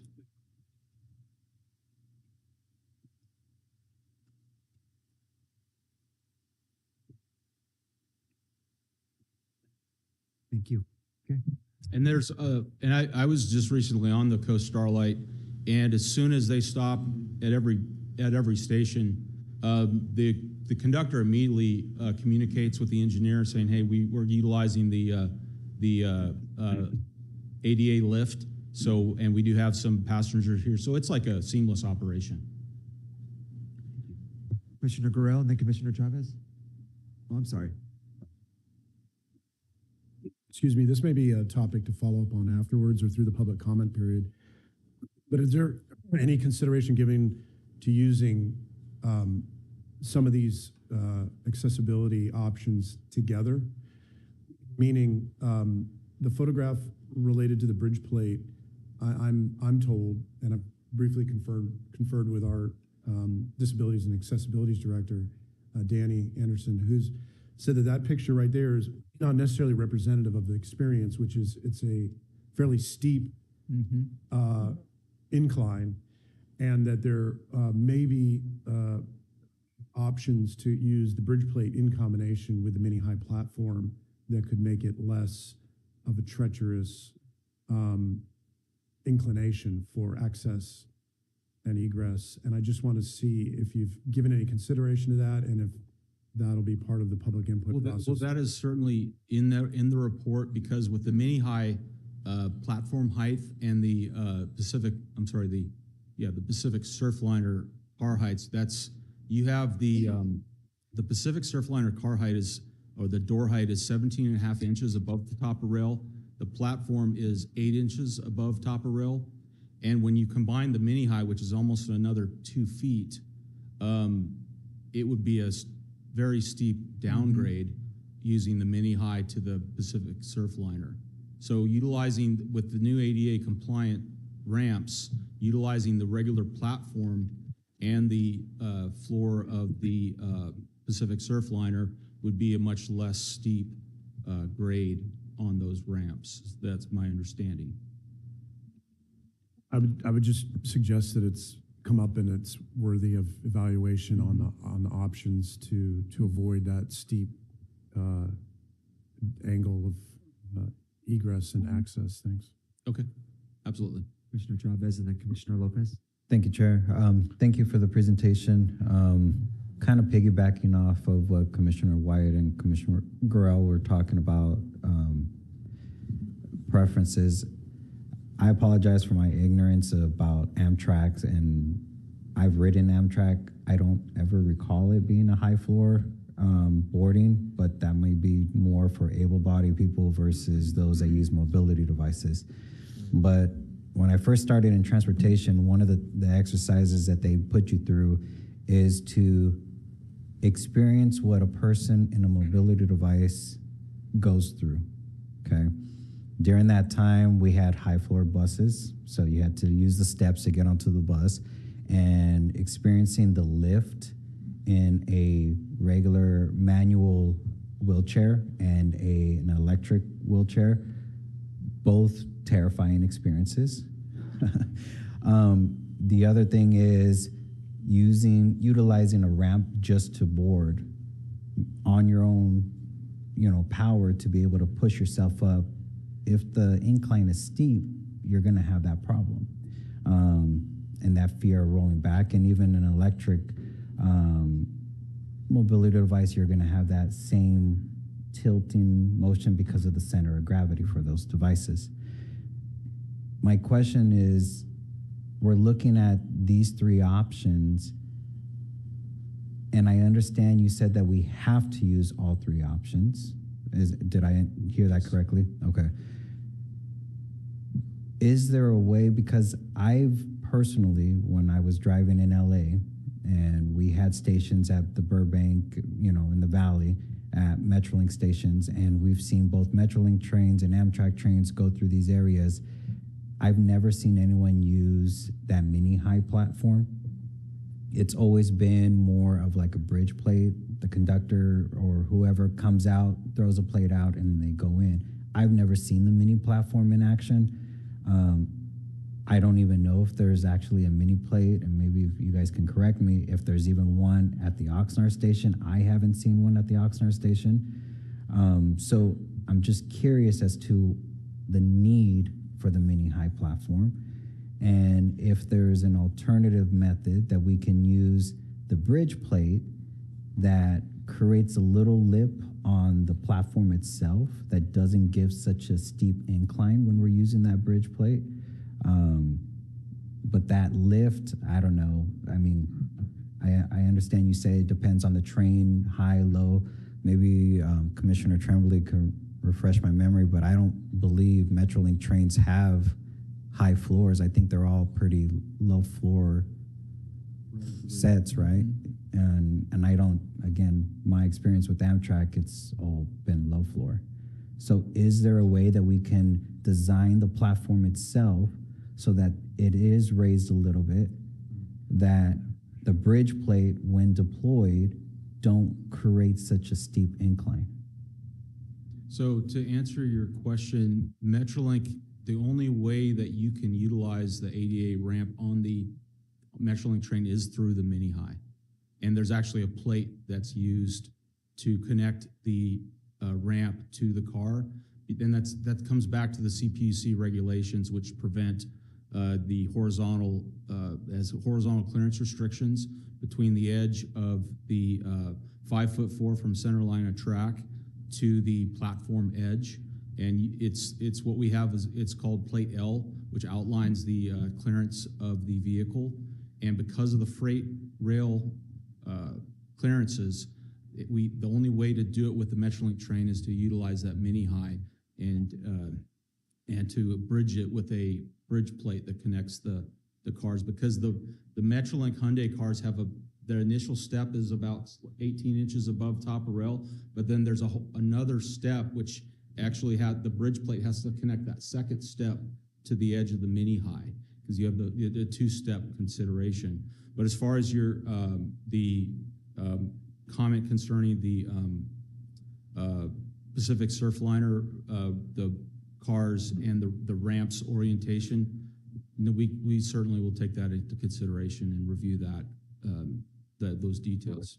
And I appreciate that. And again, obviously, I'm able-bodied. I don't need to use a mobility device, but experiencing it through my training in transportation in multiple agencies, it's a sense of, for me, I can only speak for myself, but for me, it felt like a sense of insecurity of using certain ramps or the lifts and being in a vulnerable state because you don't know what is going to happen when you're on that lift or utilizing that ramp.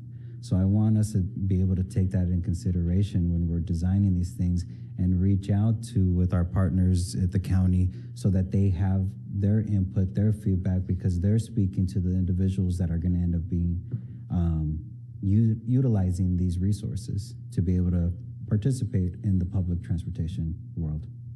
Thank you, Chair. Thank you. Mr. Lopez? Yes, thank you, Chair. And backing up to the comments from Mr. Chavez, and that was going to be my suggestion and just feedback, is that it's very different for those of us who don't utilize these services to be providing feedback, and would just ask if there's possibility to include, and I mean, calling out, because she is here, our, as Supervisor Gurrell mentioned, our Access and Disability Manager, for the county, or others who could potentially provide that lived experience feedback on what works and how it feels and what it would be like to utilize the different types of ramps. So if there's an opportunity to maybe do site visits with those who can provide feedback on site, if that hasn't been a part of it. Yeah, I think we can definitely explore that. We did, as part of our outreach process, notify and inform our CTAC and SSTAC, as well as reach out to 88 organizations across the state, as well as outside of Ventura County, because just because you're using the station doesn't necessarily mean you're from that community. So we did cast a wide net, but we can definitely do some additional outreach just to make sure we get those voices heard and the input received. Don't believe there's any further questions. Was that the end of staff's presentation? Okay, then why don't we see if there's any public comment? Okay, then we will close the public hearing and we can take action.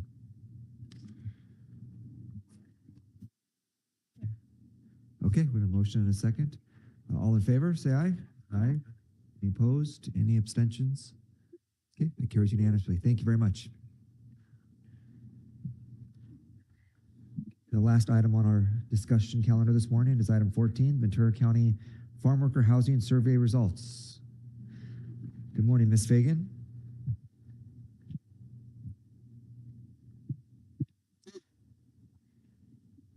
Good morning, Chair Levere, members of the commission, and our public and staff. For the record, my name is Amanda Fagan, and I serve as the Director of Planning and Sustainability for the Ventura County Transportation Commission.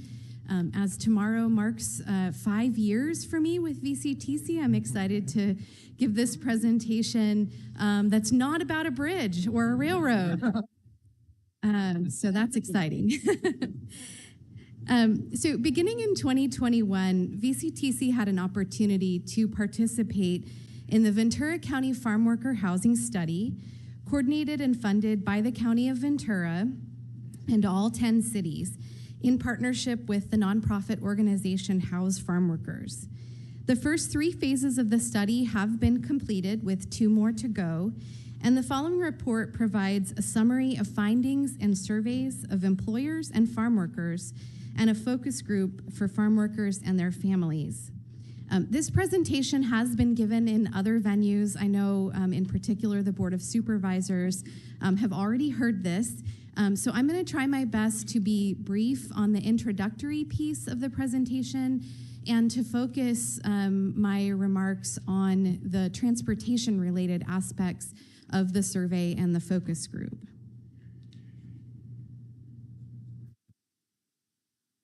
So the purpose of the study is to identify the housing needs of farm workers in Ventura County and to consider solutions to improve and develop farm worker housing throughout the county.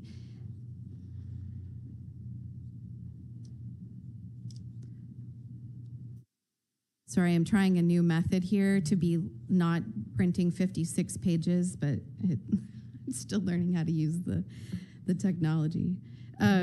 So the study was a multi-year effort that began with formation of an advisory council consisting of 40 community stakeholders, agency representatives, industry representatives, affordable housing builders, social service providers, and financial institutions. Phases 2 and 3 included development of survey methodology, survey implementation, and survey results, which will be the focus of today's presentation. Phases 4 and 5 will then apply the results of the survey and the focus groups, complete technical analysis, and work to address the housing types and needs, regulatory challenges and reform options, and financial tools to assist in the creation of farm worker housing that supports the needs of the agricultural community. So collaboration formed the foundation of this project, with funding and agency staff resources provided by the county, all 10 cities, and VCTC. The resulting study and action plan will be utilized to develop targeted programs and strategies to address agricultural businesses, or to address the identified housing needs of farm workers, and to support agricultural businesses with a stable and healthy workforce. Now, in the interest of time, again, I'm going to be skipping through a few slides and highlight the results related to transportation.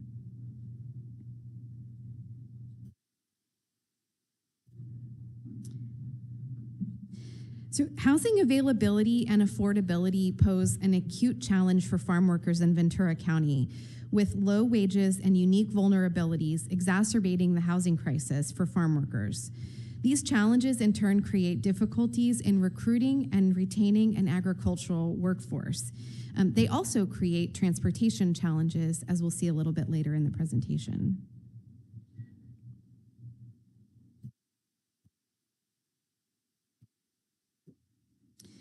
So a survey of agricultural employers was conducted first and included representation across different crop types and agricultural regions within the county. So the study effort attempted to cast a wide net and to really try to understand our agricultural economy as a whole from the most broad perspective.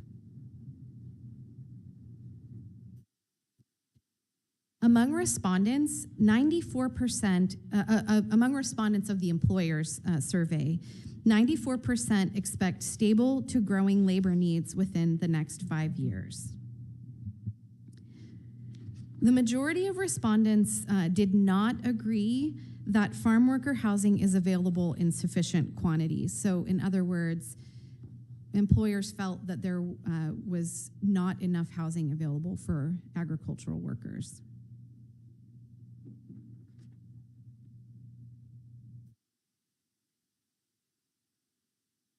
With support from the consultant group BAE, the county's Farm Worker Resources Program conducted surveys also of the farm workers. Surveys were conducted in 5 different languages, including Spanish, Mixteco, Zapoteco, Purepecha, and English. The consultant team estimated an annual average farm worker employment in Ventura County of 25,000 farm worker jobs. And so that may not be just 25,000 individual people, but 25,000 jobs. So those may be filled by more than one person, or they may be one individual person, or they may be shared and transitioned across the year. But that's a big number. 25,000 people is about 3% of the total population of Ventura County, roughly equivalent to the size of the city of Fillmore or Santa Paula in that range of population. 417 in-person surveys were conducted.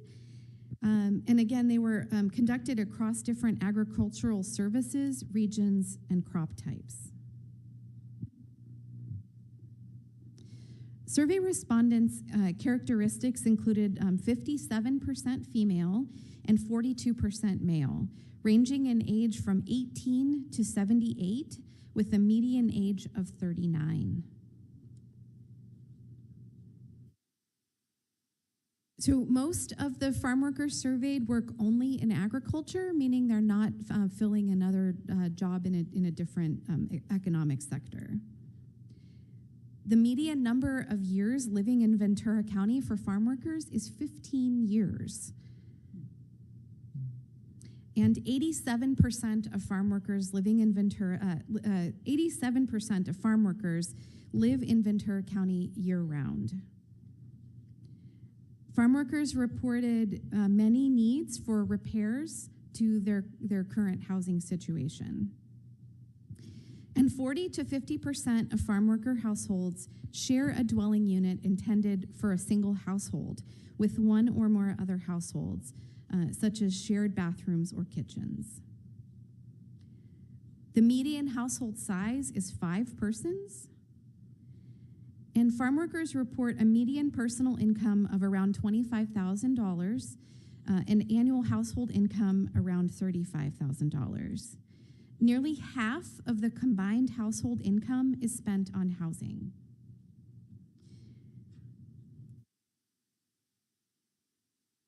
So in addition to the survey interviews that were conducted, a farm worker focus group meeting was held to try to get a better understanding of the survey results and to sort of further explore certain topics that couldn't be fully addressed during the survey due to the sheer number of questions, and this provided a nice opportunity to follow up on some of the survey data. So VCTC's funding contribution actually was used in large part to fund holding this focus group. And our staff participated directly in hosting a table at the focus group. So I'd like to thank Caitlin Brooks from my staff, and also Avi Castillo from the Transit Department, who is so amazing at talking to people. If you ever need a booth staffed, Avi is the best. She's so warm and friendly, and is, of course, a fluent Spanish speaker. And so poor Caitlin and I would have been completely lost had Avi not been there with us. So, thank you to Claire and Matt for sharing Avi with us for the evening. And once again, I kicked myself for studying French instead of Spanish. In planning the focus group meeting, we really wanted farm workers and their families to feel welcome and comfortable to share their experiences. So one of the ways that we accomplished that was through an art area that was donated by and staffed by the Santa Paula Art Museum. So 34 farm workers participated in the focus group, and with their families, we had a total of 80 participants, which I thought was really pretty amazing for asking folks to come spend an evening with us after a long day of work. So there were key observations made during the focus groups about housing and the geography of farm worker housing needs and preferences. So between the survey and the focus group observations, a few key findings emerged. There is an acute challenge of housing availability and affordability in Ventura County for farm workers, and housing conditions are inadequate, and this situation is getting worse. In addition, the survey results and the focus group findings showed that most farm workers use personal vehicles, and the cost of transportation is a significant challenge. Farm workers also indicated a lack of knowledge on where to find assistance, both for housing and accessing social service needs. So a profile of an average Ventura County farm worker emerged from these findings. An average farm worker in Ventura County has lived in the county for 15 years in a household that consists of 5 people, spends almost half of the combined household income on housing, and yet they live in an overcrowded situation, i.e. they share their home with other families.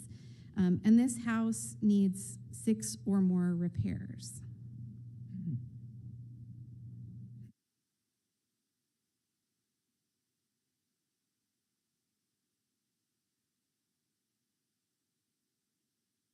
So when the farm worker housing study was being developed, again, I mentioned VCTC had an opportunity to participate in this survey and the focus group planning.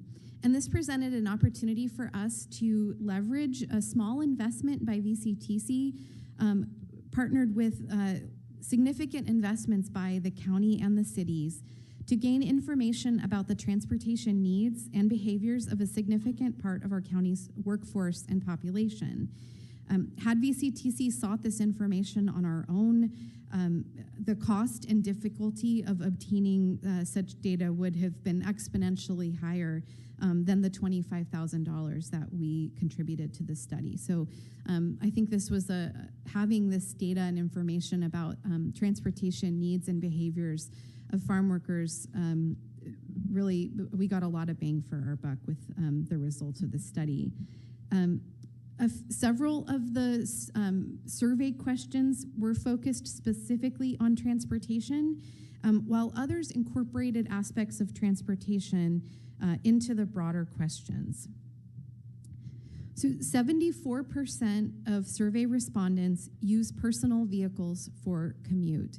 This is actually a little smaller than the average, than this overall county average. But less than 2% of farm workers reported walking, cycling, carpooling, or taking transit to access their employment. So, and these are much smaller numbers than what we see in the overall population. One interesting finding was that 23% of farm workers pay someone else to drive them to work. And so this is, I think we need to maybe explore a little bit more about whether is this sort of an Uber situation, or should we be considering this to be more like a carpool that just doesn't reflect that in the way the questions were developed. Commute trips are typically between 15 and 45 minutes one way, and the commute home tends to be longer than the commute to work. Of respondents who indicated that repairs or changes are needed to their current home, 7% of those indicated a need for improved access to public transportation. So I thought this was a nice finding regarding transportation embedded in a question that wouldn't necessarily have jumped out at you initially. So more than 32% of respondents reported struggling to pay for transportation, and 12% reported not being able to access public assistance programs due to a lack of transportation. So in looking at land use and access related to housing, nearly 20% of respondents indicated that being close to transportation services is an important feature for housing. And during the focus group meetings, we were able to explore some of the survey results a little bit further related to transportation. So we developed a series of questions to try to get a more in-depth understanding of farm worker transportation needs, behaviors, and attitudes. Almost all focus group participants have access to a vehicle and use their own vehicle when traveling around the county. Only one participant indicated that they had missed work in the last 6 months due to a lack of transportation, which is actually a pretty great finding. And almost 2/3 of participants indicated that the cost of housing did not affect how they travel to and from work and other destinations. However, cost was by far the challenge related to transportation that was most often cited by participants, with respondents typically reporting monthly transportation costs of between $200 and $500. Another significant issue reported by participants was trouble with parking, either at home or at work. The focus group the boards also asked questions related to safety related to transportation, and we asked whether participants felt safe when they're walking or riding a bike in their neighborhood. 25 said yes and 2 said no. And we also asked whether they felt safe when riding public transit. And this was, I thought, pretty startling, that only 5 said yes, they feel safe, but 17 indicated they do not feel safe when riding public transit. And folks feel safer when they're riding a car, riding or driving in a car, than they do taking public transit.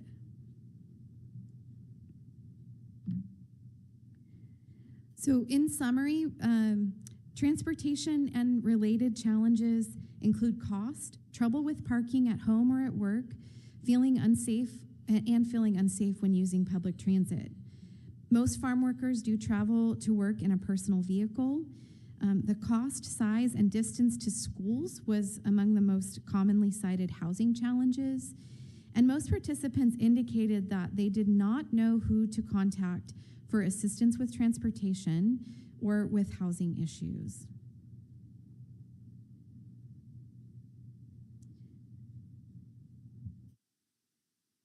So the study findings, and these slides were all shared with you, highlight some of the impacts in a more robust way through the words of some of the participants in both the survey and in the focus groups. There's one in the green box. It highlights the positive impacts of living in housing with enough space for everyone and with access to amenities like schools, shopping, and transportation.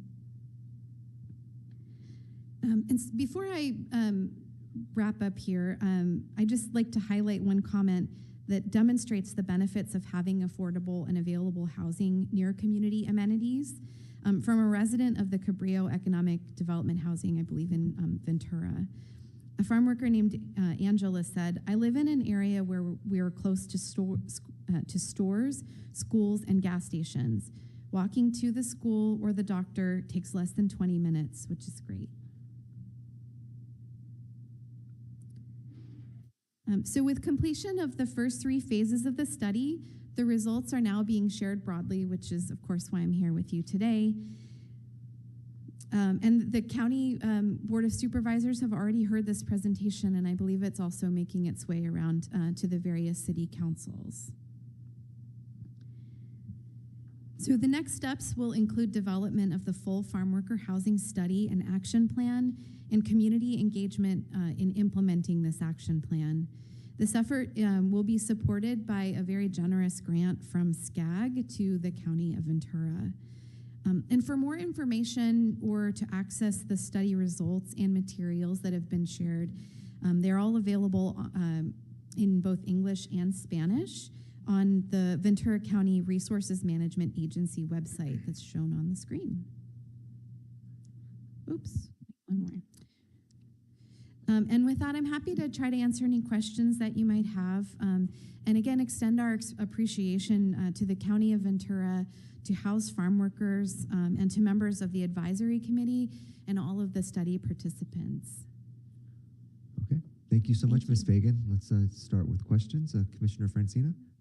Thank you, Amanda, for this incredibly important presentation. I mean, it's just so ironic that the people that are probably the most essential workers are the lowest paid. It's just, it's a terrible situation. So my first question is, you know, there was a lot here, and as you went along, I had questions, and I can't remember them all, and the hour is late.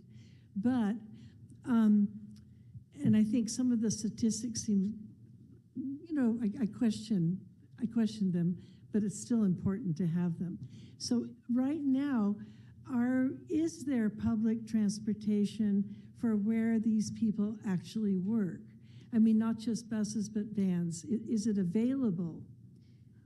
So there is some availability, and that's really what the CalVans program is designed to do, to access the work sites. But it doesn't necessarily align with where folks live. So there's a lot of moving parts. And I think there's a lot of opportunities for improvement, whether that's related to bus service or to expanding those CalVans programs. I think Mr. Jeff Lambert was here last month or the month before to talk about one of the partnerships that VCTC has supported with CalVans to actually provide access to vans at some of the affordable housing sites. So that might be one area where like a checkout program could be put in place. And another, I think, neat option to explore as we go forward would be either car share or bike share opportunities. I noted that one of the House Farm Workers and the Housing Trust Fund of Ventura County just put out a really great new video that highlights some of the results of this work. And one of the places that they focused on was a brand new farm worker housing complex in Santa Paula called People's Place. And it's within one block of the Santa Paula branch line existing bike trail, and then the area that's targeted for expansion by the city of Santa Paula. So maybe there's opportunities to have some sort of electric bike share or car share, you know, at facilities like that. So, so again, this is just the, you know, kind of raw results of the study, and there's a lot more work to be done moving forward. But this is all really information we didn't have. We sort of knew anecdotally, but we didn't have statistically significant data on. It's an excellent presentation. So is this going to go, is there someone going to do this to every city, or you just send them the slideshow, or what? Well, so the County of Ventura has the lead on this this effort, and so the county has shared these slides, and I'm not responsible for all the beautiful slides here. Can't take credit for that. But so they have been shared with each of the cities, and I think the desire from the county is to have the presentation at each of the cities. I don't know how many of you have seen this already at your respective cities, but I think the intent is to have it go to all of the cities. But we should already have received the slideshow? Because I'll ask, but I don't remember in Ojai. They may not have scheduled it yet, and I don't recall who participated from the city of Ojai in the advisory committee, but I can try to find out for you. Yeah, there's many reasons I'd like this for Ojai. Thank you. Thank you so much. Thank you. Commissioner Chavez. Thank you, Ms. Fagan, for the presentation. Just one thing, and you kind of mentioned that you were shocked by one of the results was the safety on public transportation, that only 5 said that they felt comfortable and 17 said that they didn't. Is there any position from either VCTC or the county to follow up and find out why those concerns exist? Because my personal belief and what I've experienced in Ventura County, our system is relatively safe. If this was Los Angeles, I would be like, yeah, I agree. Is there any efforts in doing that? So we haven't yet, but this is definitely an area I think warrants further exploration, both to find out why and I have a feeling, I think kind of what you're alluding to is that it's a perception problem and not an actual problem. I mean, I have this argument with my 15-year-old daughter at least once a week who's really excited to learn to drive, but I cannot convince her to take the bus to school because she says, you know, I don't feel safe on the bus. And I'm like, you're way safer on the bus than you would be driving as a 16-year-old on the US 101 freeway to get to school. So I think, you know, but I think it's more of a perception problem.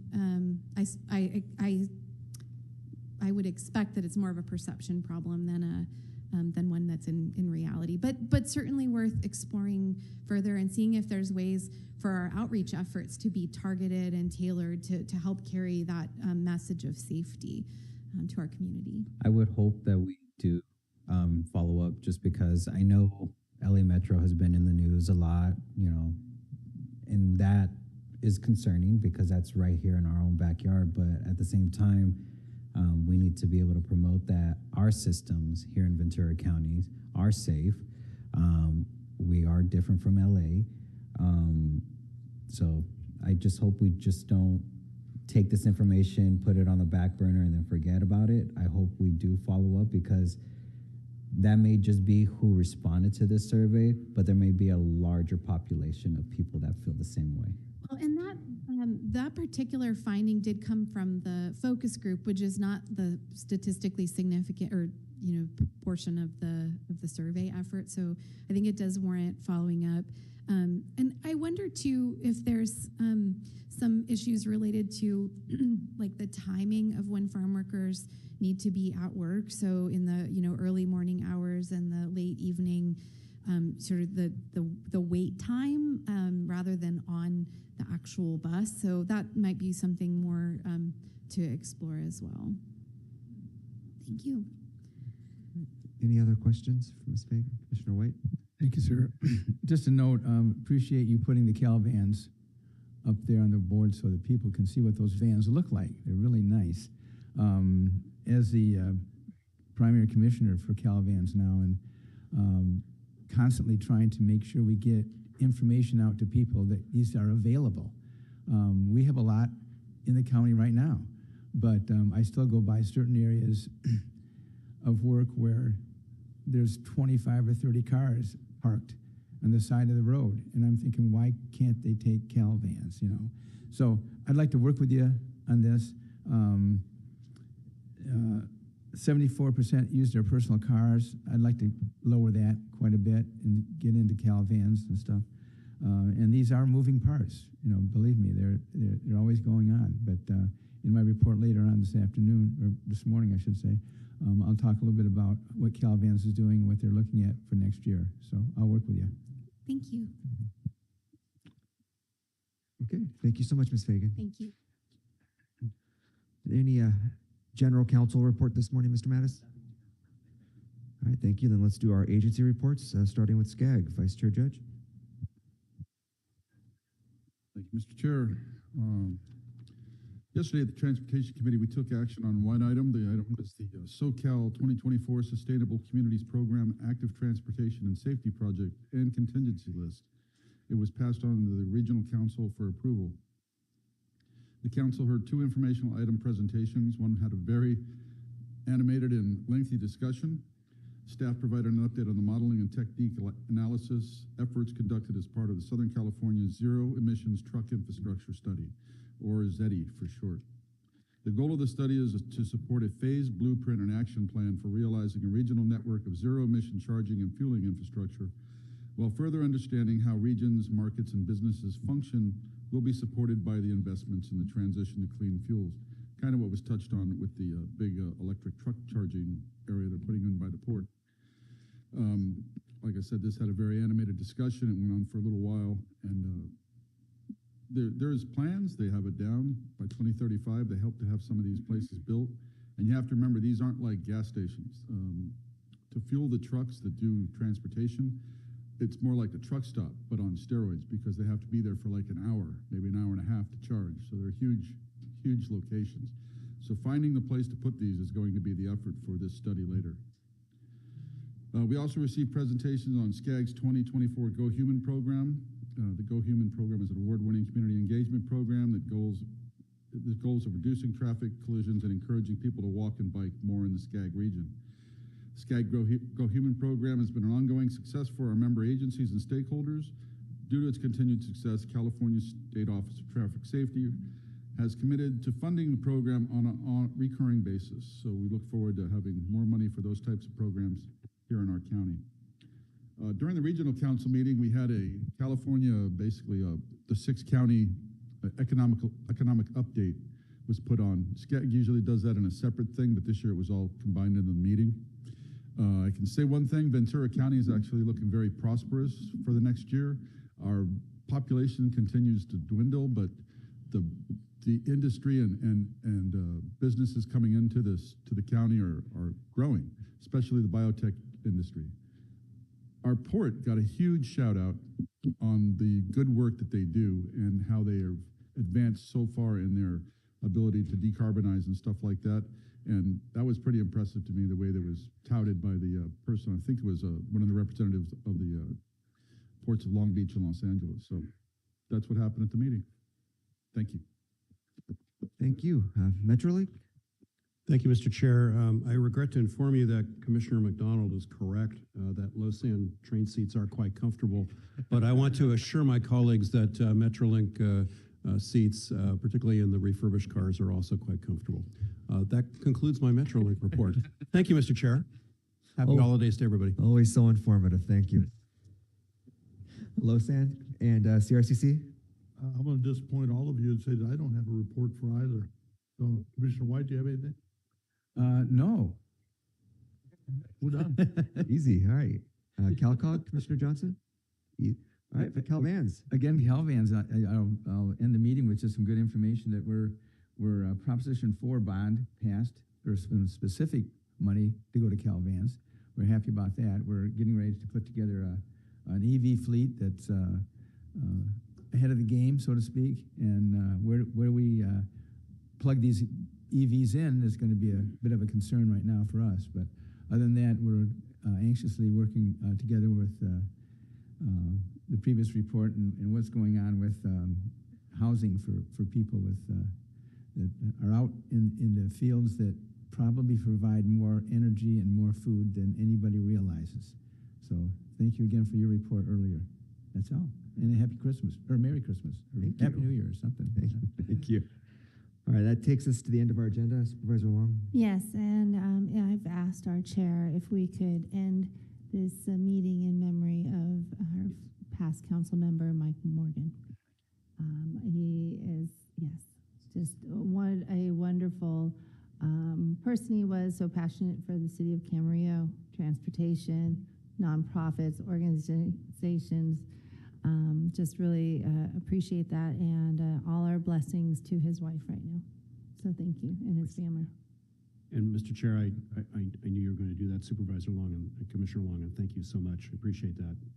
He dedicated 38 years to our city council and even more years to nonprofit, and, church, and activities and so on. So I think he was a model of public service. So thank you for that, and I would certainly affirm and second Commissioner Long's request.